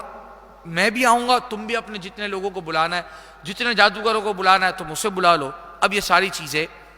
سلسلہ ان کا کہہ لیجئے کہ سیٹ ہو گیا۔ اب دن کون سا مقرر ہوا؟ فرمایا قال موعدکم، موسیٰ نے کہا کہ تمہارا جو وعدہ ہے یوم الزینہ، وہ تمہارے میلے کے دن کا وعدہ ہے۔ اب یہ ان کا کہہ لیجئے کہ سال میں ایک دن آتا تھا جس کو یہ عید کی طرح سیلیبریٹ کرتے تھے، اور مفسرین نے لکھا کہ وہ دن عاشورہ کا دن تھا، یعنی 10 محرم کا دن تھا، اور جس دن اور جس سال حضرت موسیٰ علیہ نبی علیہ السلام نے ان سے وعدہ کیا، اس دن جو عاشورہ تھا وہ ہفتے کے دن پر رہا تھا۔ تو فرمایا کہ یوم الزینہ، میلے کے دن کا وعدہ کیا گیا کہ اس دن وَأَن يُحْشَرَ النَّاسُ ضُحًى، اور فرمایا کہ تمام لوگوں کو جمع کر لینا تاکہ لوگ دن چڑھے کھلی آنکھوں کے ساتھ اس معاملے کو دیکھیں۔ اب میلے کے دن کا وعدہ کرنے کی وجہ کیا تھی؟ تاکہ کئی لوگ جمع ہوں۔ ظاہر سی بات ہے ایسے عام دنوں کے اندر ہوتا تو کوئی کدھر ہوتا، کوئی کدھر ہوتا، کوئی، لیکن اس دن تو سب لوگ ایک جگہ جمع ہوتے ہیں، ایک جگہ ان کا میلہ لگتا تھا، سارے معاملات ہوتے تھے۔ تو فرمایا اس دن کو اس لیے منتخب کیا گیا تاکہ سب لوگوں کی طرف یہ پیغام پہنچ جائے، اور دین جو برحق ہے، دین اسلام ہے، جو حضرت موسیٰ علیہ السلام پر دین ہے، وہ بالکل واضح طور پر سب کے پاس پہنچ جائے۔ اب ہوا کیا؟ فتولی فرعون، تو اب وہ فرعون پھرا، فجمع کیدہ ثم اتی، اور پھر وہ اپنے فریب کو اکٹھا کرنے لگا، اپنے جادوگروں کو اکٹھا کرنے لگا، ثم اتی، اور پھر وہ حضرت موسیٰ علیہ السلام کے پاس اس وعدے کے دن آیا۔ قال لهم موسیٰ، تو اس نے موسیٰ سے کہا ویلکم، تمہیں خرابی ہو، لا تفتروا علی اللہ کذبا، کہ اللہ پر جھوٹ نہ باندھو، فیسحتکم بعذاب، کہ وہ تمہیں عذاب سے ہلاک کر دے، وقد خاب من افترا، اور بے شک نامراد رہا جس نے جھوٹ باندھا۔ حضرت موسیٰ علیہ السلام نے فرعون سے بھی کہا اور اس کے حواریوں سے اور اس کے جو جادوگر تھے ان سے بھی کہا کہ تم اللہ پر جھوٹ نہ باندھو کہ وہ کہیں وہ تمہیں عذاب سے ہلاک کر دے، اور فرمایا جس کسی نے اللہ پر جھوٹ باندھا وہ برباد ہوا گئے، وہ نامراد ہی رہا گئے۔ فتنازعوا امرهم بینہم، تو اپنے معاملے میں باہم مختلف ہو گئے، وہ اسروا النجوى، اور چھپ کر مشورہ کرنے لگے۔ اب جب جادوگروں سے آپ نے یہ کلام کیا اور جادوگروں سے جب آپ نے یہ بات کہی تو اب جادوگروں کے اندر بھی جو فرعون کے پاس اور فرعون کی طرف سے آئے تھے ان میں بھی دو گروہ ہو گئے۔ ایک کہنے لگا کہ یار ہو نہ ہو یہ جو کلام ہے یہ حضرت موسیٰ علیہ السلام کا کوئی عام کلام نہیں ہے، یہ جو حضرت موسیٰ نے ہم سے کلام کیا یہ کوئی عام کلام نہیں ہے، ہو نہ ہو ضرور بھی ضرور یہ اللہ کے کوئی برگزیدہ بندے ہیں، اللہ کے کوئی مقرب بندے ہیں، تو ہم ان کے سامنے نہیں آتے، ان سے دور رہتے ہیں۔ اب یہ آپس میں وہ اسروا نجوى، اور چھپ کر مشورہ کرنے لگے۔ قالوا، وہ بولے ان ھذان لساحران یریدان ان یخرجکم من ارضکم بسحرہما، تو بولے بے شک یہ دونوں ضرور جادوگر ہیں۔ اب جو دوسرا گروہ تھا وہ بولنے لگا کہ ضرور یہ جادوگر ہیں، چاہتے ہیں، یریدانی وہ چاہتے ہیں، ان یخرجکم کہ تمہیں تمہاری زمین سے، من ارضکم تمہیں تمہاری زمین سے نکال دیں، بسحرہما اپنی جادو کے زور سے وہ تمہیں تمہاری زمین سے نکال دیں، وَيَذْهَبَا بِطَرِيقَتِكُمُ الْمُثْلَىٰ اور تمہارا اچھا دین تم سے دور لے جائیں، فَأَجْمِعُوا قَيْدَكُمْ تو اب تم تمام کے تمام جتنے بھی جادوگر ہیں تمام کے تمام کو جمع کر لو، ثُمَّ أَتُوا صَفًّا اور پھر ایک صف بنا کر تمہاری طرف آ جاؤ، وَقَدْ أَفْلَحَ الْيَوْمَ مَنِ اسْتَعْلَىٰ اور آج مراد کو وہ پہنچے گا جو غالب رہے گا، فرمایا کہ آج فلاح اس کو ملے گی جو غالب رہے گا۔ اب یہ جادوگر بھی آ گئے، حضرت موسیٰ علیہ نبی علیہ السلام بھی اس دن آ گئے۔ اب کیا ہوا؟ قالوا وہ جادوگر بولے یا موسیٰ، اے موسیٰ، اما ان تلقی کیا پہلے آپ ڈالیں گے، واما ان نکون اول من القی یا ہم پہلے ڈالیں، ہم پہلے ڈالنے والوں میں سے بن جائیں۔ مفسرین نے یہاں پر بڑی پیاری بات لکھی ہے، مفسرین نے لکھا کہ جادوگر نے سب سے پہلی بات تو یہ کہ جو جادوگروں کا اختلاف ہوا تھا، پھر انہوں نے فرعون سے کہا کہ ہم حضرت موسیٰ علیہ نبی علیہ السلام کو کسی طریقے سے سوتا ہوا دیکھنا چاہتے ہیں، کہ جب آپ سو رہے ہو ہم آپ کو اس حالت میں دیکھنا چاہتے ہیں۔ تو ایک فرعون کا جو جادوگروں کا گروپ تھا جس نے یہ مشورہ کیا تھا کہ ہو نہ ہو یہ اللہ کے کوئی برگزیدہ بندے، انہوں نے جب حضرت موسیٰ علیہ نبی علیہ السلام کو اور اپنی دوسری جماعت کے ساتھ گئے تو انہوں نے دیکھا کہ حضرت موسیٰ علیہ نبی علیہ السلام آرام فرما رہے ہیں اور آپ کا جو عصا ہے، آپ کے جو ٹیک دینے کا عصا ہے، وہ آپ پر اژدہا بن کر پھن پھیلا کر آپ کی حفاظت فرما رہا ہے۔ تو اب جادوگروں کو اور یقین ہو گیا کہ کیونکہ جادوگروں نے کہا کہ جب جادوگر سوتا ہے تو اس وقت اس کا جادو کام نہیں کرتا، جادوگر جاگا ہوا ہو، حالت میں ہو، زندگی کی حالت میں ہو، جاگی ہوئی حالت میں ہو، تبھی اس کا جادو کام کر سکتا ہے۔ اب جب انہوں نے یہ حالت دیکھی تھی نا تو انہوں نے ایک ادبن طور پر کہ یار یہ ہو نہ ہو کوئی پہنچا ہوا بندہ ہے کہ یہ سو رہا تھا اور اس کا اژدہا اس کی حفاظت کر رہا تھا، انہوں نے ادب کے طور پر حضرت موسیٰ سے سوال کیا کہ اے موسیٰ پہلے آپ ڈالیں گے یا پہلے ہم ڈالنے والوں میں سے بنے؟ فرمایا اللہ تبارک و تعالیٰ نے ان کا یہ ادب کرنا، اور ادب کس وجہ سے کیا تھا انہوں نے کہ یار کوئی بڑا ہے، کوئی بڑی شخصیت ہے، یہ نہیں کہ اللہ کے نبی ہیں اس وجہ سے نہیں، کوئی بڑی شخصیت ہے اس وجہ سے ادب کیا۔ فرمایا اللہ تبارک و تعالیٰ نے ان کا یہ ادب کرنا اللہ کو اتنا پسند آیا کہ اللہ تبارک و تعالیٰ نے تمام کے تمام جادوگروں کو ایمان کی دولت سے سرفراز فرما دیا۔ فرمایا صرف اتنا پوچھنا اللہ کے نبی کا، اللہ کے پیارے کا، اللہ کے برگزیدہ بندے کا اتنا ادب کرنا کہ پہلے آپ ڈالیں گے یا پہلے ہم ڈالیں، صرف یہ سوال کرنا تھا کہ اللہ تبارک و تعالیٰ نے تمام کے تمام جادوگروں کو ایمان کی دولت سے سرفراز فرما دیا۔ تو فرمایا کہ یہاں یہ بات بھی پتہ چلتی ہے کہ اللہ اپنے پیاروں سے کس قدر محبت کرتا ہے کہ جو اس سے محبت کرے، جو اس سے ادب کرے، اللہ تبارک و تعالیٰ اس کی زندگیاں سنوار دیتا ہے، اور جو اس سے دشمنی رکھے اور جو اس کی بے ادبی کرے اللہ تبارک و تعالیٰ اس کی نسلوں کو بھی تباہ و برباد فرما دیتا ہے۔ تو یہ بات فرمایا قالوا یا موسیٰ، اے موسیٰ کیا پہلے آپ ڈالیں گے یا پہلے ہم ڈالنے والوں میں سے ہوں؟ تو حضرت موسیٰ علیہ السلام نے کہا قال بل القوا، موسیٰ علیہ السلام نے کہا کہ پہلے تم اپنا جو بھی سلسلہ ہے وہ پیش کرو۔ فَإِذَا حِبَالُهُمْ وَعَصِيُّهُمْ يُخَيَّلُ إِلَيْهِ مِنْ سِحْرِهِمْ أَنَّهَا تَسْعَىٰ، تو جب ہی انہوں نے اپنی رسیاں ڈالی اور اپنی لاٹھیاں ڈالی تو وہ جادو کے زور سے دوڑتی ہوئی معلوم ہو رہی تھی، وہ تمام کی تمام سانپ بن گئی اور یہاں سے وہاں، وہاں سے یہاں دوڑنے لگی۔ فَأَوْجَسَ فِي نَفْسِهِ خِيفَةَ موسیٰ، تو موسیٰ علیہ السلام نے اپنے نفس کے اندر، اپنے دل کے اندر خوف پایا۔ اب مفسرین نے لکھا کہ وہ خوف کیا تھا؟ وہ خوف یہ تھا کہ جب وہ جادوگروں نے اپنا جادو پیش کیا، اب وہ سانپ بن کر میدان کے اندر یہاں سے وہاں بھاگنے لگے، تو حضرت موسیٰ علیہ السلام نے یہ خوف کیا کہ کہیں لوگ ڈر کر بھاگنا نہ شروع کر دیں۔ اب ظاہر سی بات ہے اگر لوگوں نے ڈر کر بھاگنا شروع کر دیا تو جب میرا معجزہ دکھانے کی بات آئے گی اور جب میں معجزہ دکھاؤں گا تو پھر تو یہ لوگ موجود ہی نہیں ہوں گے اور ان تک تو دین اور حق کی بات پہنچ ہی نہیں پائے گی۔ تو حضرت موسیٰ علیہ نبی علیہ السلام نے اس چیز کو دل کے اندر محسوس کیا اور اس چیز کا خوف کیا، تو فرمایا قلنا، ہم نے فرمایا لا تخف، اے موسیٰ آپ خوف نہ کیجئے، انک انت الاعلی، بے شک آپ ہی غالب ہوں گے اور بے شک آپ ہی بلند ہوں گے۔ وَأَلْقِ مَا فِي يَمِينِكَ، فرمایا اور آپ ڈال دیجئے جو آپ کے ہاتھ میں ہے، آپ کے دہنے ہاتھ میں ہے۔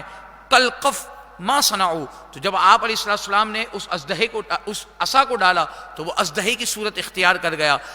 تلقف ما صنعوا، تو جو کچھ انہوں نے ڈالا تھا، جو کچھ ان کی بناوٹیں تھی، تمام کی تمام بناوٹوں کو وہ نگل گیا۔ انما صنعوا کید ساحر، تو وہ جو بنا کر لائے تھے، جو جادوگر اپنا فریب بنا کر لائے تھے، وہ اژدہا ان تمام کی تمام چیزوں کو کھا گیا۔ ولا یفلح الساحر حیث اتی، اور جادوگر کا بھلا نہیں ہوتا چاہے وہ کہیں سے بھی آئے۔ فألقی السحرۃ سجدا، وہ تمام کے تمام جادوگر وہ سجدے میں گر گئے۔ قالوا، اور بولے آمنا، ہم ایمان لائے، برب ہارون و موسیٰ، ہارون علیہ نبی علیہ السلام اور موسیٰ علیہ نبی علیہ السلام کے رب پر۔ قال، اب فرعون بولا آمنتم لہ قبل ان آذن لکم، کیا تم اس پر ایمان لائے قبل اس کے کہ میں تمہیں اس بات کی اجازت دوں؟ یعنی تم میرے غلام ہو، میرے خریدے ہوئے ہو، میں تمہیں لے کر آیا ہوں اور تم میری اجازت کے بغیر ان پر ایمان لے آئے؟ انہ لکبیرکم الذی علمکم السحر، وہ تمہارا بڑا ہے جس نے تم سب کو جادو سکھایا۔ یعنی پھر بھی وہ نہ مانا، ان تمام چیزوں کو دیکھنے کے باوجود بھی نہ مانا اور کہنے لگا کہ یہ تمہارا بڑا ہے، یعنی حضرت موسیٰ علیہ نبی علیہ السلام، یہ تمہارے بڑے ہیں، انہوں نے تمہیں جادو سکھایا ہے۔ فَلَأُقَطِّعَنَّ أَيْدِيَكُمْ، تو میں ضرور بھی ضرور، اب جو تم ایمان لے آئے ہو، اب میں تمہیں اس کی سزا کیا دوں گا؟ میں تمہارے ہاتھوں کو کاٹ دوں گا، تمہارے ایک طرف کے ہاتھ کو کاٹ دوں گا۔ وَأَرْجُلَكُم مِّن خِلَافٍ، اور تمہاری دوسری طرف کی ٹانگ کو کاٹ دوں گا۔ وَلَأُصَلِّبَنَّكُمْ فِي جُذُوعِ النَّخْلِ، اور تمہیں کھجور کے تنوں پر اور کھجور کی کہہ لیجیے کہ تنے پر تمہیں سولی چڑھا دوں گا۔ ولا اور تم ضرور بھی ضرور جان جاؤ گے وَلَتَعْلَمُنَّ أَيُّنَا أَشَدُّ عَذَابًا وَأَبْقَىٰ اور تم ضرور بھی ضرور جان جاؤ گے کہ ہم میں سے کس کا عذاب سخت اور دیر پا ہے. یعنی فرعون نے اب جب یہ بات دیکھی کہ جو جادوگر وہ لے کر آیا تھا حضرت موسیٰ علیہ نبی علیہ السلام کو ہرانے کے لیے، وہ تمام کے تمام تو حضرت موسیٰ علیہ نبی علیہ السلام پر ایمان لے آئے. اب اس نے اسے موت کا غم دے کر یا موت کا خوف دلا کر انہیں ڈرانے کی کوشش کی کہ میں تمہارے ایک طرف کے ہاتھ کاٹ دوں گا، تمہارے ایک طرف کے پاؤں کاٹ دوں گا، اور پھر تمہیں سولی دے دوں گا، اور پھر کہا کہ پھر تمہیں پتہ چلے گا وَلَتَعْلَمُنَّ پھر تم جان جاؤ گے أَيُّنَا أَشَدُّ عَذَابًا وَأَبْقَىٰ کہ کس کا عذاب سخت تر اور کس کا عذاب دیر پا ہے. نعوذ باللہ یہ اپنے آپ کو اللہ تبارک و تعالیٰ کے مقابل لے کر آیا، کیونکہ جادوگروں نے کہا کہ ہم اس رب سے ڈرتے ہیں کہ جس کے جو رب حضرت ہارون حضرت موسیٰ علیہ نبی علیہ السلام کا، تو اس نے کہا کہ میں تمہیں وہ عذاب دوں گا کہ تم دیکھ جاؤ گے، تم جان جاؤ گے کہ کس کا عذاب دیر پہ. نعوذ باللہ وہ اپنے عذاب کو رب تعالیٰ کے عذاب سے کمپیئر کرنے لگا. نعوذ باللہ من ذالک. تو فرمایا جادوگروں نے پھر اسے کہا قالوا لن نؤثرك على ما جاءنا من البينات بولے ہم ہرگز تجھے ترجیح نہ دیں گے ان روشن دلیلوں کے بعد جو ہمارے پاس آ گئی ہیں. جو روشن دلیلیں ہمارے پاس آ گئی ہیں اب ان کو دیکھنے کے بعد ہم تیرے پاس ہم تیری کسی بات کے اندر نہ آئیں گے. والذی فطرنا فاقض ما انت قاض ہمیں اپنے پیدا کرنے والے کی قسم تو جو کرنا چاہے تو کر لے. یہاں پر مفسرین نے ایک اور بات بھی بڑی پیاری کوٹ کی ہے کہ فرمایا کہ یہاں پر جادوگروں کو ایمان لائے کتنی دیر ہوئی تھی؟ تھوڑی دیر پہلے وہ تمام کے تمام کافر تھے. حضرت موسیٰ علیہ نبی علیہ السلام کا معجزہ دیکھا، ایمان لائے، فوراً سے فرعون نے کہا کہ میں تمہیں اس طرح کی سزا دوں گا، اس طرح کی بات کر دوں گا. اب انہوں نے کیا بات کی؟ والذی فطرنا ہمیں اپنے پیدا کرنے والے کی قسم فاقض ما انت قاض کر لے جو تو کر سکتا ہے، تیری جتنی طاقت ہو تو کر.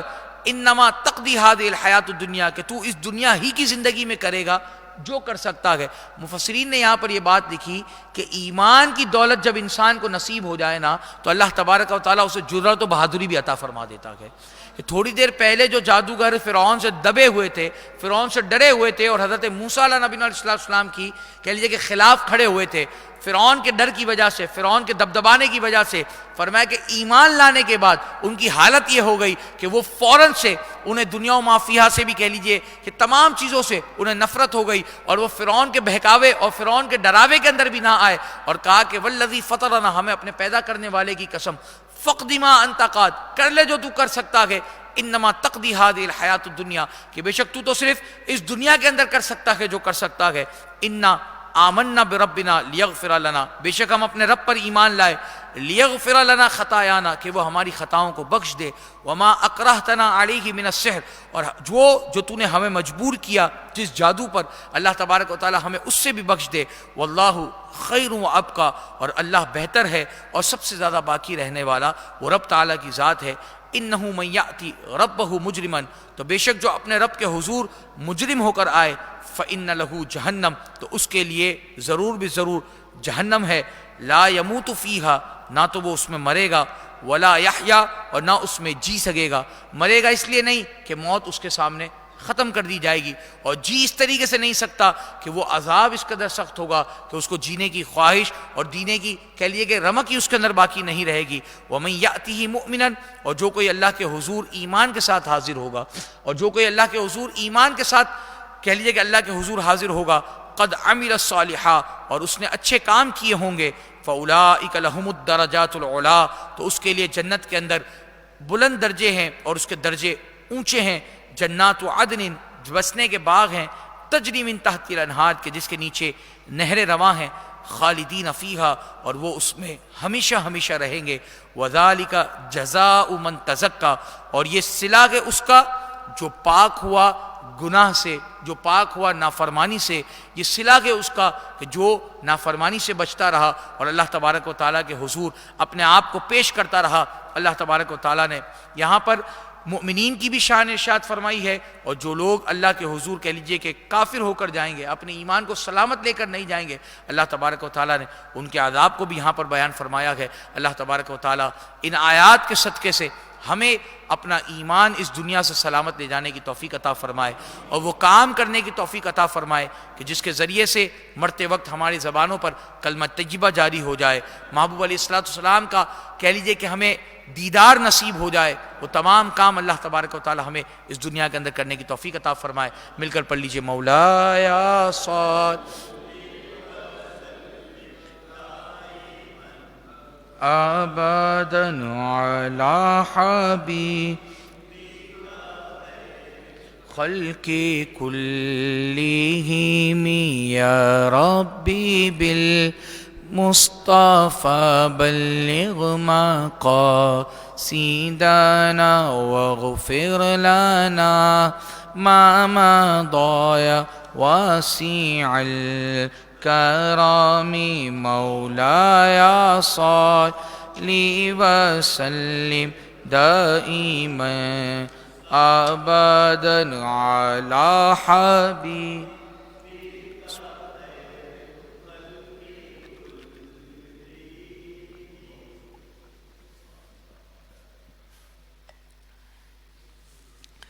اللہم صلی وسلم وبارک علیہ۔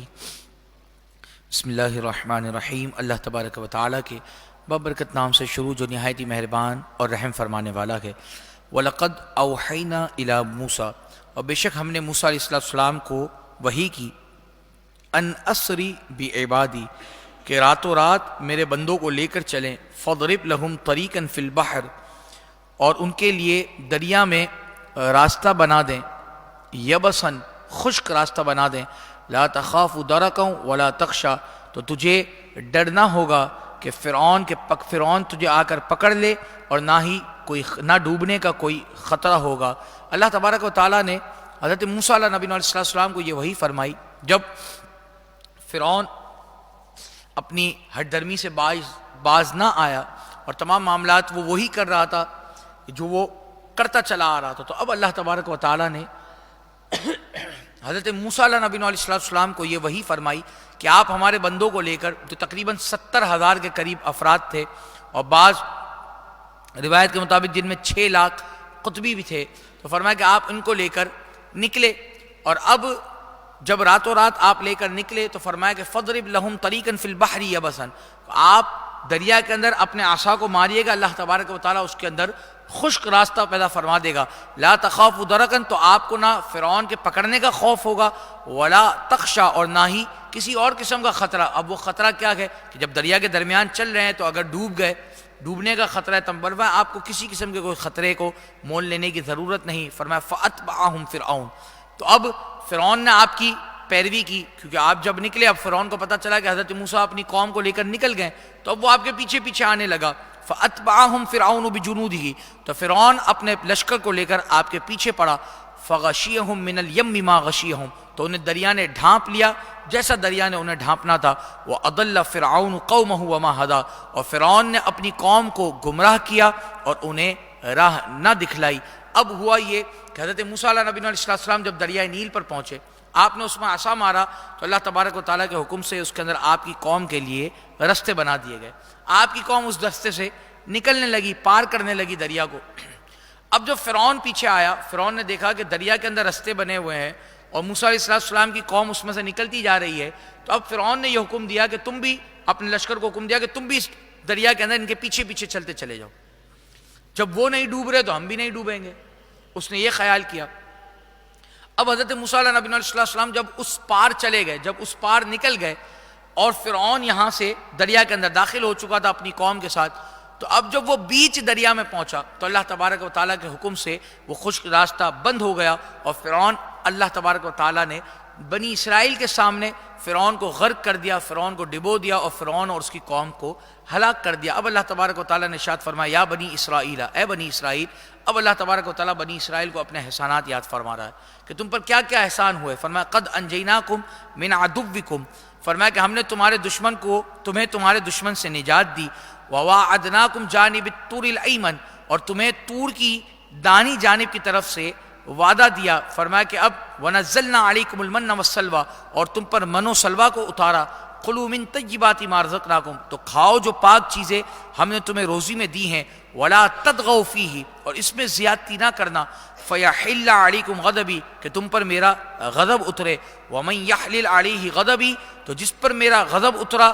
فقد ہوا، تو بے شک وہ تباہ ہو گیا۔ فرمایا کہ جس پر میرا غضب اترا وہ ہلاک ہو گیا، وہ تباہ و برباد ہو گیا ہے۔ فرمایا کہ اے بنی اسرائیل، تمہیں ہم نے تمہارے دشمن سے نجات دے دی ہے، اور پھر وواعدناکم جانب الطور الایمن، کہ تمہیں طور کی داہنی جانب کی طرف سے وعدہ دیا گیا ہے۔ اب حضرت موسیٰ علیہ نبی صلی اللہ علیہ وسلم 70 لوگوں کا انتخاب کر کر، اللہ تبارک و تعالیٰ نے فرمایا کہ اپنی قوم کے 70 لوگوں کا انتخاب کر کر آپ طور پر آئیے، میں آپ کو کتاب عطا کروں گا، میں آپ کو کتاب دوں گا، توریت عطا کی جائے گی۔ اور 40 روز کا آپ علیہ السلام سے وعدہ کیا گیا کہ 40 روز تک آپ طور پر موجود رہیں گے۔ تو آپ نے پیچھے حضرت ہارون علیہ نبی علیہ السلام کو اپنا خلیفہ بنایا، اور قوم ان کے سپرد کر کر آپ 70 افراد کو لے کر کوہ طور کی طرف چلے گئے۔ یہ وہ واقعہ یعنی جانب الطور الایمن کے تحت۔ اور پھر اللہ تبارک و تعالیٰ نے فرمایا کہ جو ہم تمہیں پاکیزہ چیزیں دے رہے ہیں اس میں سے کھاؤ، اور اس میں کوئی زیادتی نہ کرنا کہ کہیں تم پر میرا غضب اترے۔ پھر فرمایا وَإِنِّي لَغَفَّارٌ لِمَن تَابَ، اور بے شک میں بہت بخشنے والا ہوں اسے جس نے توبہ کی، وَآمَنَ، اور ایمان لایا، وَعَمِلَ صَالِحًا، اور اس کے بعد اچھے کام کیے، ثُمَّ اهْتَدَىٰ، اور پھر اس کے بعد وہ ہدایت پر رہا۔ وَمَا أَعْجَلَكَ عَنْ قَوْمِكَ يَا موسیٰ، اور اے موسیٰ علیہ السلام آپ نے اپنی قوم پر جلدی کیوں کی؟ اے موسیٰ آپ نے اپنی قوم پر جلدی کیوں کی؟ حضرت موسیٰ علیہ نبی علیہ السلام جب اپنی قوم کے ساتھ ان 70 افراد کے ساتھ کوہ طور کی طرف آ رہے تھے، تو آپ نے ان 70 افراد کو کہا کہ تم پیچھے پیچھے چلتے آؤ، میں ذرا آگے جا کر اللہ تبارک و تعالیٰ سے ہم کلام ہونا چاہتا ہوں، کہ مشتاق تھے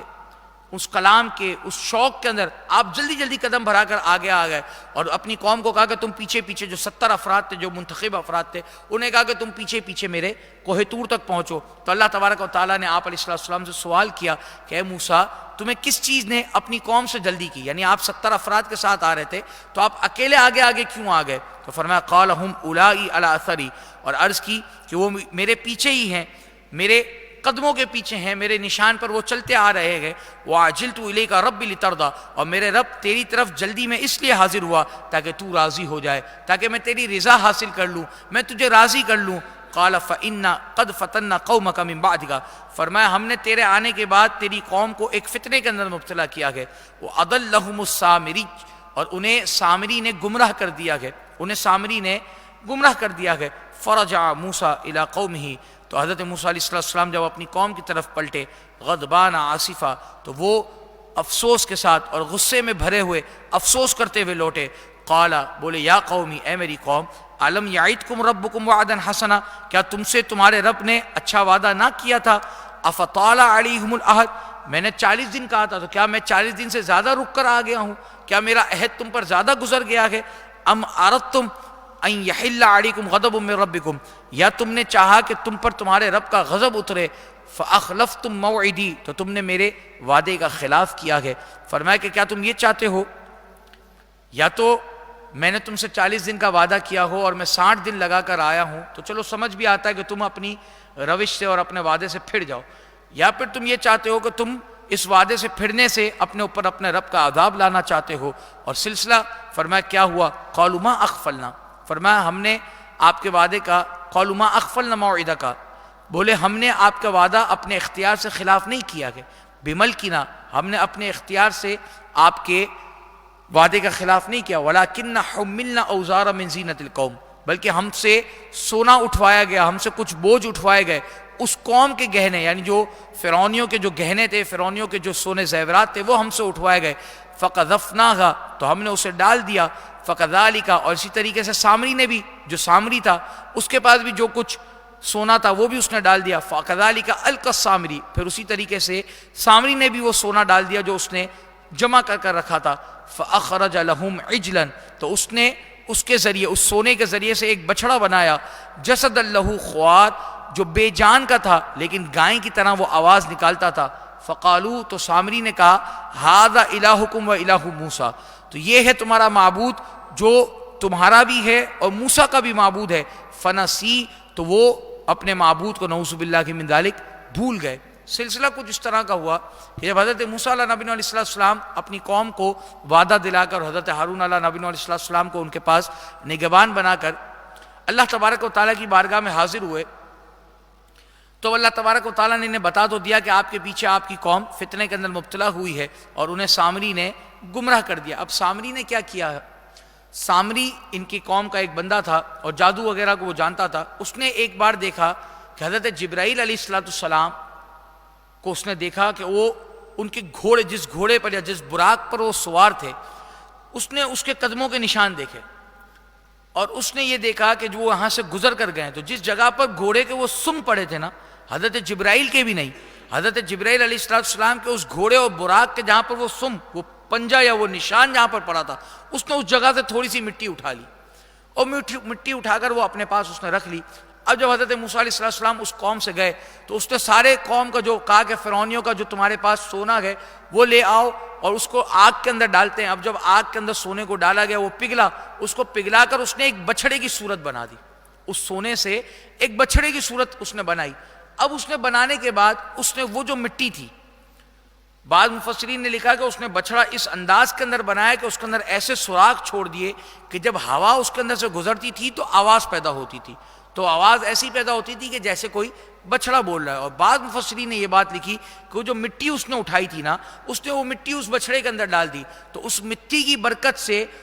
یعنی وہ گھوڑے کے جو سم تھا، اس مٹی کی برکت یہ ہوئی کہ جو بے جان چیز تھی اس کے اندر بھی آواز پیدا ہو گئی اور وہ آواز نکالنے لگی۔ تو اب سامری نے جب آواز نکلتی دیکھی تو اس نے کہا کہ ھذا فقالوا ھذا الہکم، یہ تمہارے الہ ہے، یہ تمہارا معبود ہے، وَإِلَٰهُ مُوسَىٰ، اور نعوذ باللہ موسیٰ کا الہ ہے۔ فنسی، اور موسیٰ علیہ السلام اسے یہاں پر بھول گئے ہیں اور بھول کر کوہ طور پر جا کر پتہ نہیں کس کو ڈھونڈ رہے ہیں۔ اب جب یہ سارا معاملہ ہو گیا، افلا یرون الا یرجع الیہم قولا، تو کیا نہیں دیکھتے کہ وہ انہیں کسی بات کا جواب نہیں دیتا، یعنی وہ بچڑا انہیں کسی بات کا جواب نہیں دے رہا بلکہ صرف ایک آواز نکال رہا ہے بس، اس کے علاوہ اور کوئی معاملہ نہیں۔ ولا یملک لہم ضرا ولا نفعا، اور نہ ہی ان کے کسی برے کا مالک ہے اور نہ ہی ان کے کسی نفع کا مالک ہے، یعنی تمام چیزیں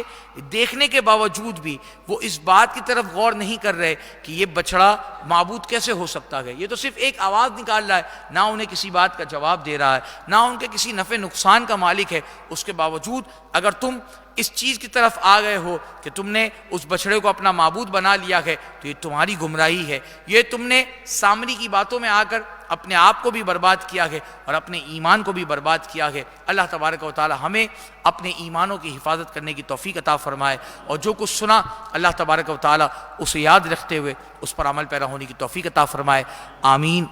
وآخر دعوانا ان الحمدللہ رب العالمین۔ ایک مرتبہ سورہ فاتحہ اور 3 مرتبہ سورہ اخلاص کی تلاوت فرما لیجیے۔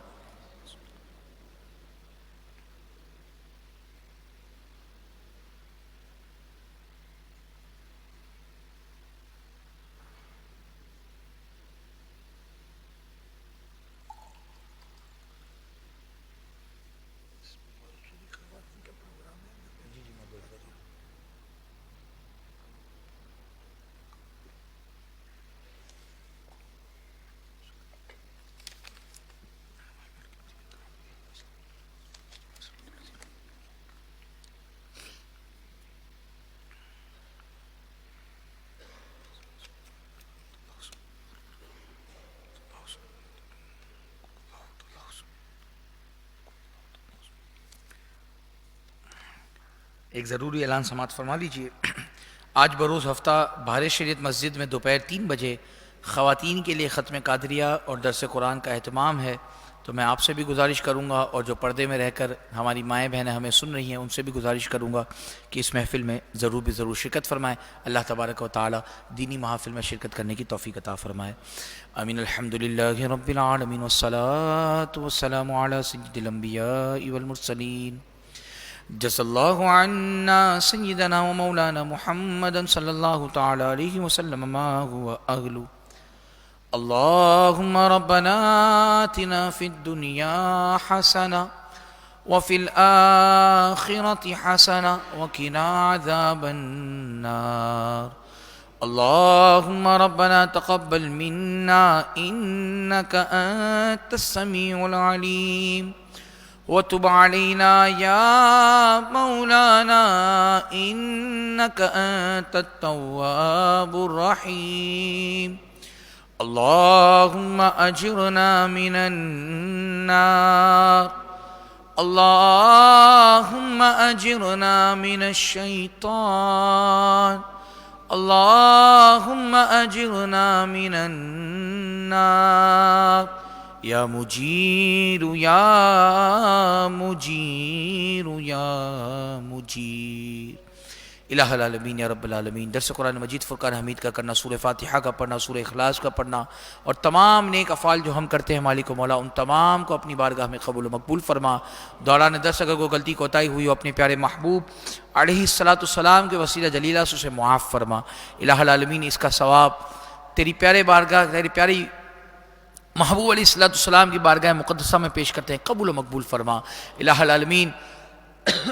حضور علیہ السلام کے وسیلہ جلیلہ سے تمام انبیاء کرام، تمام صحابہ کرام، تمام صحابیات، تمام امہات المؤمنین کی ارواح کو پیش کرتے ہیں، قبول و مقبول فرما۔ چاروں خلفائے راشدین کی ارواح کو پیش کرتے ہیں، قبول و مقبول فرما۔ الہ العالمین شہداء بدر، شہداء احد، شہداء حنین، شہداء کربلا کی ارواح کو پیش کرتے ہیں، قبول و مقبول فرما۔ خاتون جنت سیدہ فاطمہ الزہرا رضی اللہ تعالیٰ عنہ کی بارگاہ میں پیش کرتے ہیں، قبول و مقبول فرما۔ حسنین کریمین کی بارگاہ میں پیش کرتے ہیں، قبول و مقبول فرما۔ چاروں ائمہ اکرام کی ارواح کو پیش کرتے ہیں، قبول و مقبول فرما۔ تیری عطا سے ہم غریبوں کی لاج رکھنے والے، تیری عطا سے ہم غریبوں کو پالنے والے سیدی و مرشدی حضور غوث اعظم رضی اللہ تعالیٰ عنہ کی بارگاہ مقدسہ میں پیش کرتے ہیں، قبول و مقبول فرما۔ آپ رضی اللہ تعالیٰ عنہ کے وسیلہ جلیلہ سے تمام اولیاء کرام، تمام صوفیاء کرام، تمام بزرگان دین کی ارواح کو پیش کرتے ہیں، قبول و مقبول فرما۔ خصوص بالخصوص مالک و مولا آج جن بزرگوں کے اعراس ہیں الہ العالمین ان کی بارگاہ میں پیش کرتے ہیں، قبول و مقبول فرما۔ مجاہد ملت علیہ رحمہ کی بارگاہ میں پیش کرتے ہیں، قبول و مقبول فرما۔ حضرت جمن شاہ بخاری شہید رحمۃ اللہ تعالیٰ علیہ کی بارگاہ میں پیش کرتے ہیں، قبول و مقبول فرما۔ علامہ حضرت سید حمزہ علی قادری علیہ رحمۃ الرحمہ کی بارگاہ میں پیش کرتے ہیں، قبول و مقبول فرما۔ عبداللطیف عبدالغنی جو کہ والد ہیں محمد عارف برکاتی صاحب کے، ان کی بارگاہ میں پیش کرتے ہیں، قبول و مقبول فرما۔ محمد سرور علی صاحب کا انتقال ہوا، اللہ تبارک و تعالیٰ ان کی بخشش و مغفرت فرما۔ مالک و مولا ہم میں، ہمارے جاننے والوں میں جتنے عزیز و اقارب اس دار فانی سے کوچ کر گئے تمام کی ارواح کو پیش کرتے ہیں، قبول و مقبول فرما۔ مالک و مولا ہم میں، ہمارے جاننے والوں میں جتنے بیمار ہیں تمام کو صحت کامل عاجلہ عطا فرما۔ غازی ملت غازی تنویر قادری علیہ رحمۃ الرحمہ کو اور ڈاکٹر عافیہ صدیقہ کو الہ العالمین جلد از جلد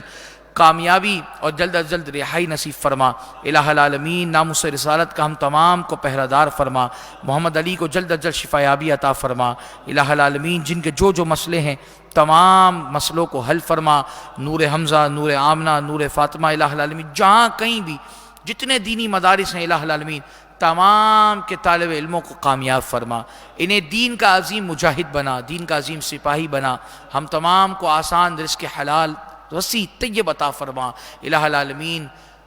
ہمارے پیر و مرشد ہمیں سکھانے والے لبیک یا رسول اللہ کا نعرہ کا جوش ہمارے دلوں میں پیدا کرنے والے فنا فی الرسول فنا فی خاتم النبیین حضور سیدی و مرشدی علامہ خادم حسین رضوی علیہ رحمۃ الرحمہ کے درجات کو بلند فرما۔ مالک و مولا ان کی قبر پر اپنی کروڑا کروڑ رحمتوں کا نزول فرما۔ ان رحمتوں میں سے چند چھینٹے ہمارے بدنوں پر بھی الہ العالمین مرحمت فرما، ہمیں ان کے نقش قدم پر چلنے کی توفیق عطا فرما۔ تمام دعائیں ہم سب کے حق میں قبول و مقبول فرما۔ جو مانگ سکے عطا فرما، جو نہ مانگ سکے ہمارے حق میں بہتر تھا بن مانگے عطا فرما۔ قال اللہ تبارک و تعالی فی شان حبیبی ان اللہ و ملائکتہ یصلون علی النبی یا ایہا الذین آمنوا صلوا علیہ وسلموا تسلیما۔ لبیک اللہم صلی علی سیدنا مولانا محمد معدن الجود والکرم وعلى آلہ وصحبہ وبارک وسلم صلاة وسلام علیک یا سیدی یا رسول اللہ۔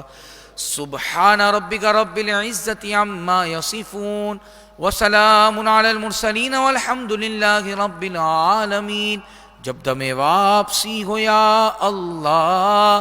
لب پہ ہو لا الہ الا اللہ محمد رسول اللہ۔